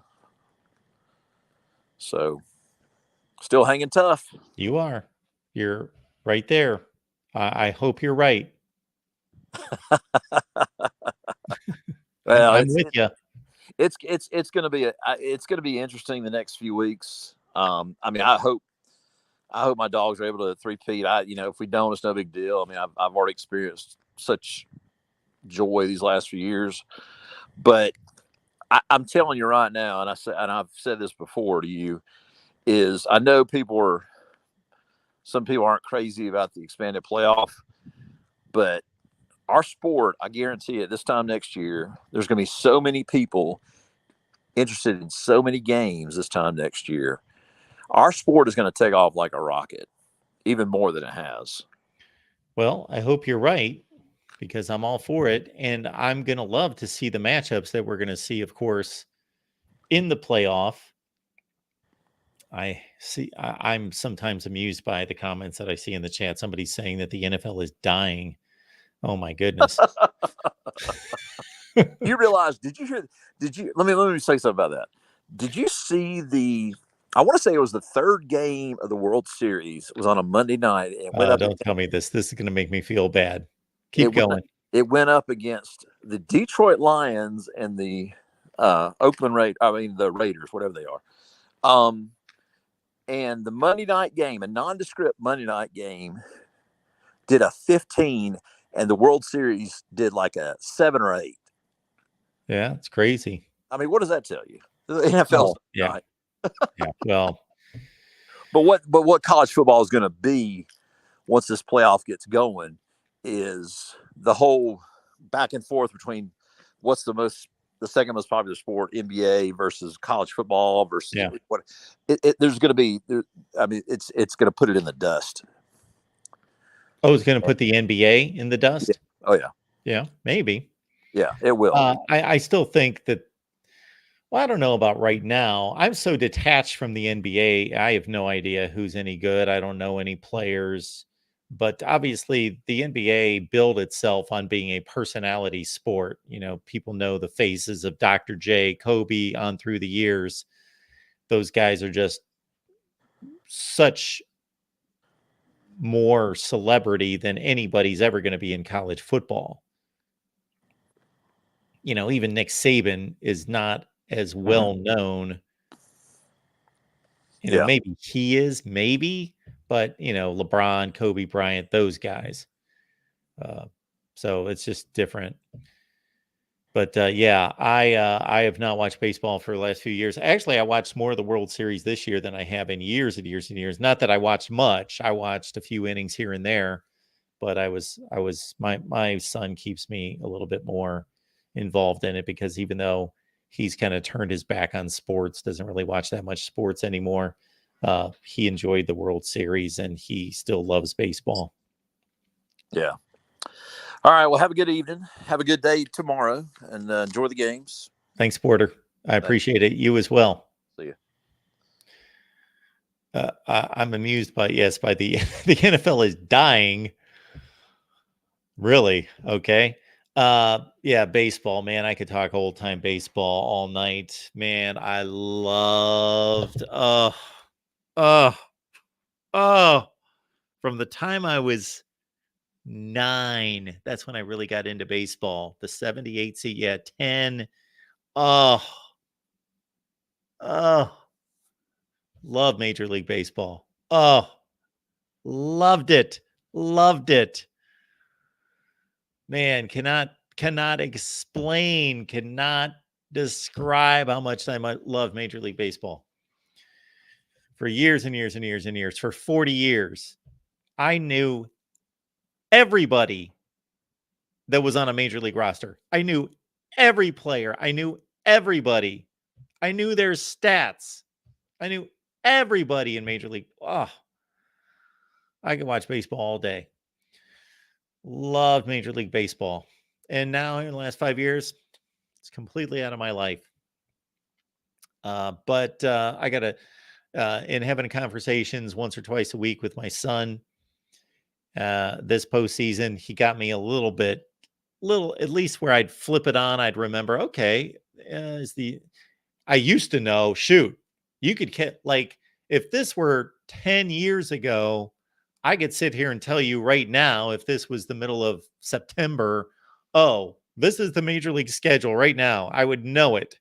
And I'd tell you who was pitching for everybody. I would tell you what the rotation was. Oh, it's Friday night. Okay. The White Sox and the Twins. That's it.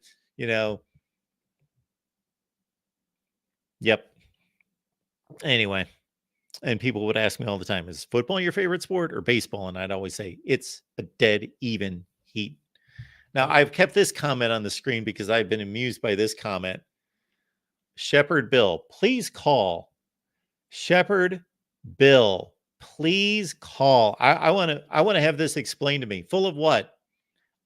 And anytime there's a comment made about me that could be taken either way, I'm always going to take the positive side of it. I'm always going to assume that it's positive. Mark is so full of it, full of character, full of integrity, full of the truth, full of goodness, full of kindness, full of love. Absolutely. Thank you so much for that, Shepherd Bill. We appreciate all your compliments. Thank you so much for that. You're being way too kind. I don't quite believe that to the point that you do, but thank you. You are so gracious to be complimenting me in that way. Thank you. I am full of all that. Thank you for that. I don't quite believe I deserve that statement, but I'm going to accept it. Thank you, Shepherd Bill. You are truly living up to your name as a shepherd of people. Yes.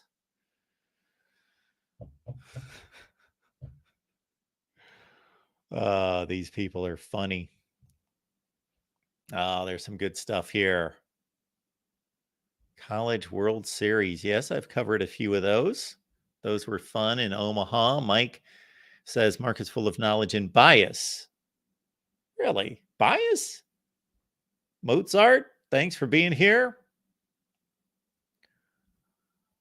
Mark says Mark Tigers is the people's champ. Tigers. Clemson Tigers, Detroit Tigers, Tiger Woods. Also, yes, Argraw, I'm full of no nonsense for calling out the cheating. Yes. We should be holding these cheaters accountable. And I'm not just talking about Michigan. Anybody. Moose is here. Good to see Moose. Do the truffle shuffle. What is the truffle shuffle? Oh, man. I said this the other night, Tony. If we could round up the funds to do that, I don't know who I would have to contact, what it would take. But I guess, first of all, I need to get paid, to be honest. So I got to get paid. And then the next portion of money goes into a better set. Oh, we'd have such a better show. We had a better set. Shoot, we would, yeah. I'm not going to say anything else. Just, yeah, better set and so forth. And then all the fine people that help me behind the scenes that we certainly try to benefit to a certain extent, but we would fully be able to compensate them to the degree they deserve. Then we would get to that point where, yes, we've got our multifaceted production studio and all of that business. Then we get to the point where, yes, would love to fund a bowl game. Let's purchase a bowl game sponsored by the Voice of College Football. And ESPN would have to say, this is the Bahamas Bowl at 7:30, followed by the Voice of College Football Bowl. That would be phenomenal. Would love that. I've been saying that for years. Linda would like to see lighted football helmet display cases. For as much as I like the helmets, and we've got other helmets down here, and we stopped receiving helmets about a year ago because I said, okay, I'm moving, I'm in transition. Thank you for the helmets. No more helmets. Yeah, I'm thinking something much better. I think we might get rid of the helmets and do something different, but that's an idea. The Marky Mark Bowl. I'm going to vote that one down, but thanks for the effort on that one, Mike.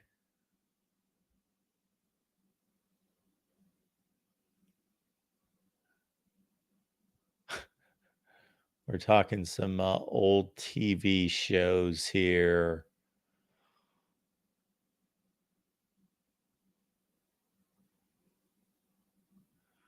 All right, folks. Appreciate you being here. Appreciate you so much. You guys are great. Thanks for being here. Jim Harbaugh suspended for 3 games. We'll see about the restraining order, though. We may wake up tomorrow and find out Jim Harbaugh is still going to be on the sideline for the Michigan Wolverines against Penn State. We are going to have Penn State post-game here on the main channel. We are going to have Michigan post-game on the Michigan channel.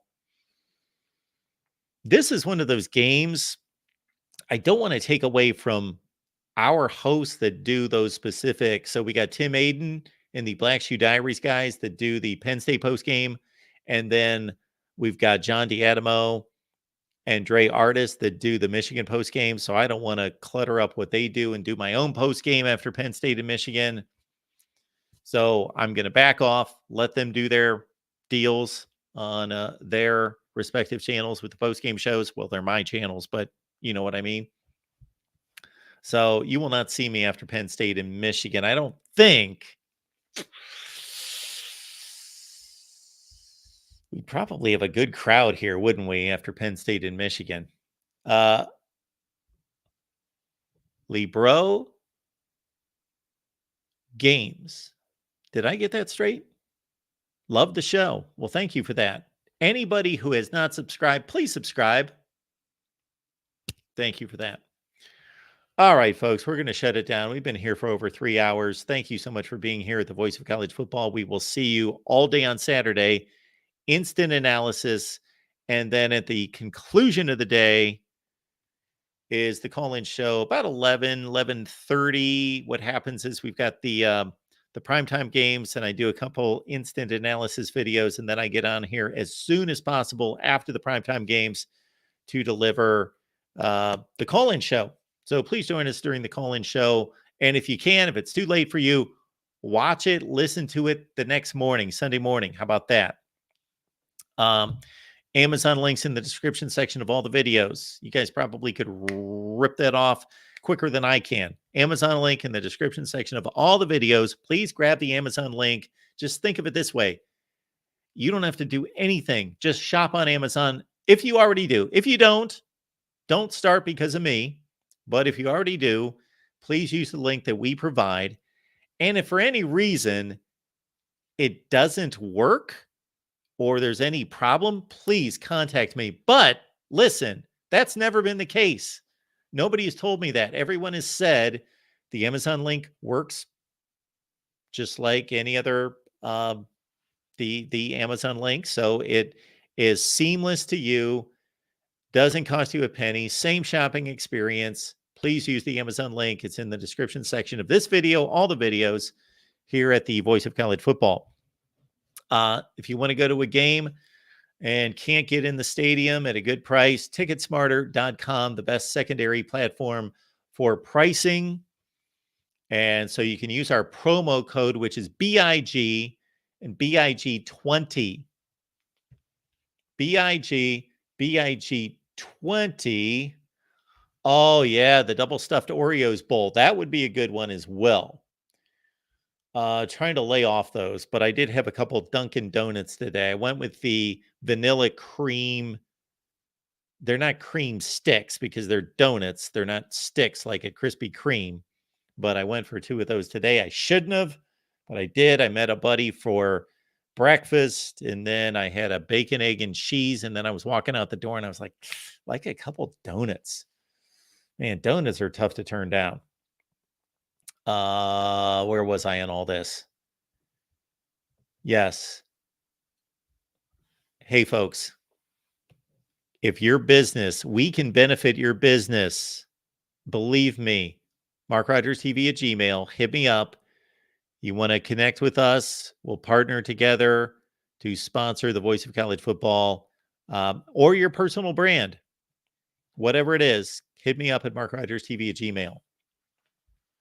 Also, again, I was getting to, follow me on Instagram, Voice of College Football, Facebook, Venmo, PayPal, and Cash App if you want to contribute directly to the Voice of College Football. I'm throwing way too much at you guys, I know, but we got an SEC channel and we got a new Big 12 channel that just launched at the beginning of the season. So please, even if you don't care about the SEC, even if you don't care about the Big 12, please subscribe. It's very important. And the link's in the description section right at the top. SEC channel, Big 12 channel. Please subscribe. And then also keep in mind, again, as I started to talk about a second ago, we've got the Ticket Smarter app and ticketsmarter.com, promo code BIG and BIG20. And if there's a game you want to go to, please use Ticket Smarter, safe and secure, secondary market, the best in the business. Thank you for that. All right, folks. Appreciate you being here at the Voice of College Football. We will see you on Saturday, all day, wall-to-wall college football, noon Eastern, all the way through. You will see me here. Yes, LeBro, my like and sub. Thank you so much for that. And Moose, thank you so much for chiming in with the link right there, ticketsmarter.com. So grab that in the chat. Get your Ticket Smarter tickets by using promo code BIG or BIG20. Mike, thank you for the compliment. You guys are the best. I'm not. I say this all the time, best discussion, debate, and analysis. Well, I can't have a discussion by myself. So I'm better than James Franklin. That makes me feel good. I at least go 500 against ranked teams. I don't go like 35% winning percentage against ranked teams. But absolutely. Where were we with that? Yeah, ticketsmarter.com. Cheryl, thank you for being here. Appreciate you. Cheryl has to be the longest running subscriber that tunes in on a regular basis. Has to be. Paxton, thank you for reminding me. Badger and Bournemouth. Mark, you should have a show about old baseball in the offseason. I started watching the Cubs in 71. You could talk to my brother and sister. I was born in Chicago. I grew up in Ohio. I was born in Chicago. I don't remember anything about it. I was only 2 years old when we moved, but they were big Cubs fans. You know, Billy Williams, Ernie Banks, Ron Santo. Yes, Don Kessinger, who, it was great. Don Kessinger was the manager of the Ole Miss Rebels baseball team when I was down in Mississippi. And when I got to interview Don Kessinger, I said, you know what? My friends, or not my friends, I'm trying to read comments and talk at the same time. My family loved the Cubs when you played for the Cubs. I still have that on tape somewhere. When you guys won't want to see this, but if I ever get all the old VHS and 3/4 inch tapes from my broadcasting career, if I ever get those digitalized, I'm going to throw them on the channel just to see if anybody will watch, and they'll make 37 cents. Mozart's got his Ken Griffey rookie card. Is that Ken Griffey Sr. or Jr.? Badger and Bournemouth, thank you so much for that. Well, I would do that, except I've got way too much responsibility here. And unfortunately, Badger and Bournemouth, if I was independently wealthy, I would do that. But we got to make money.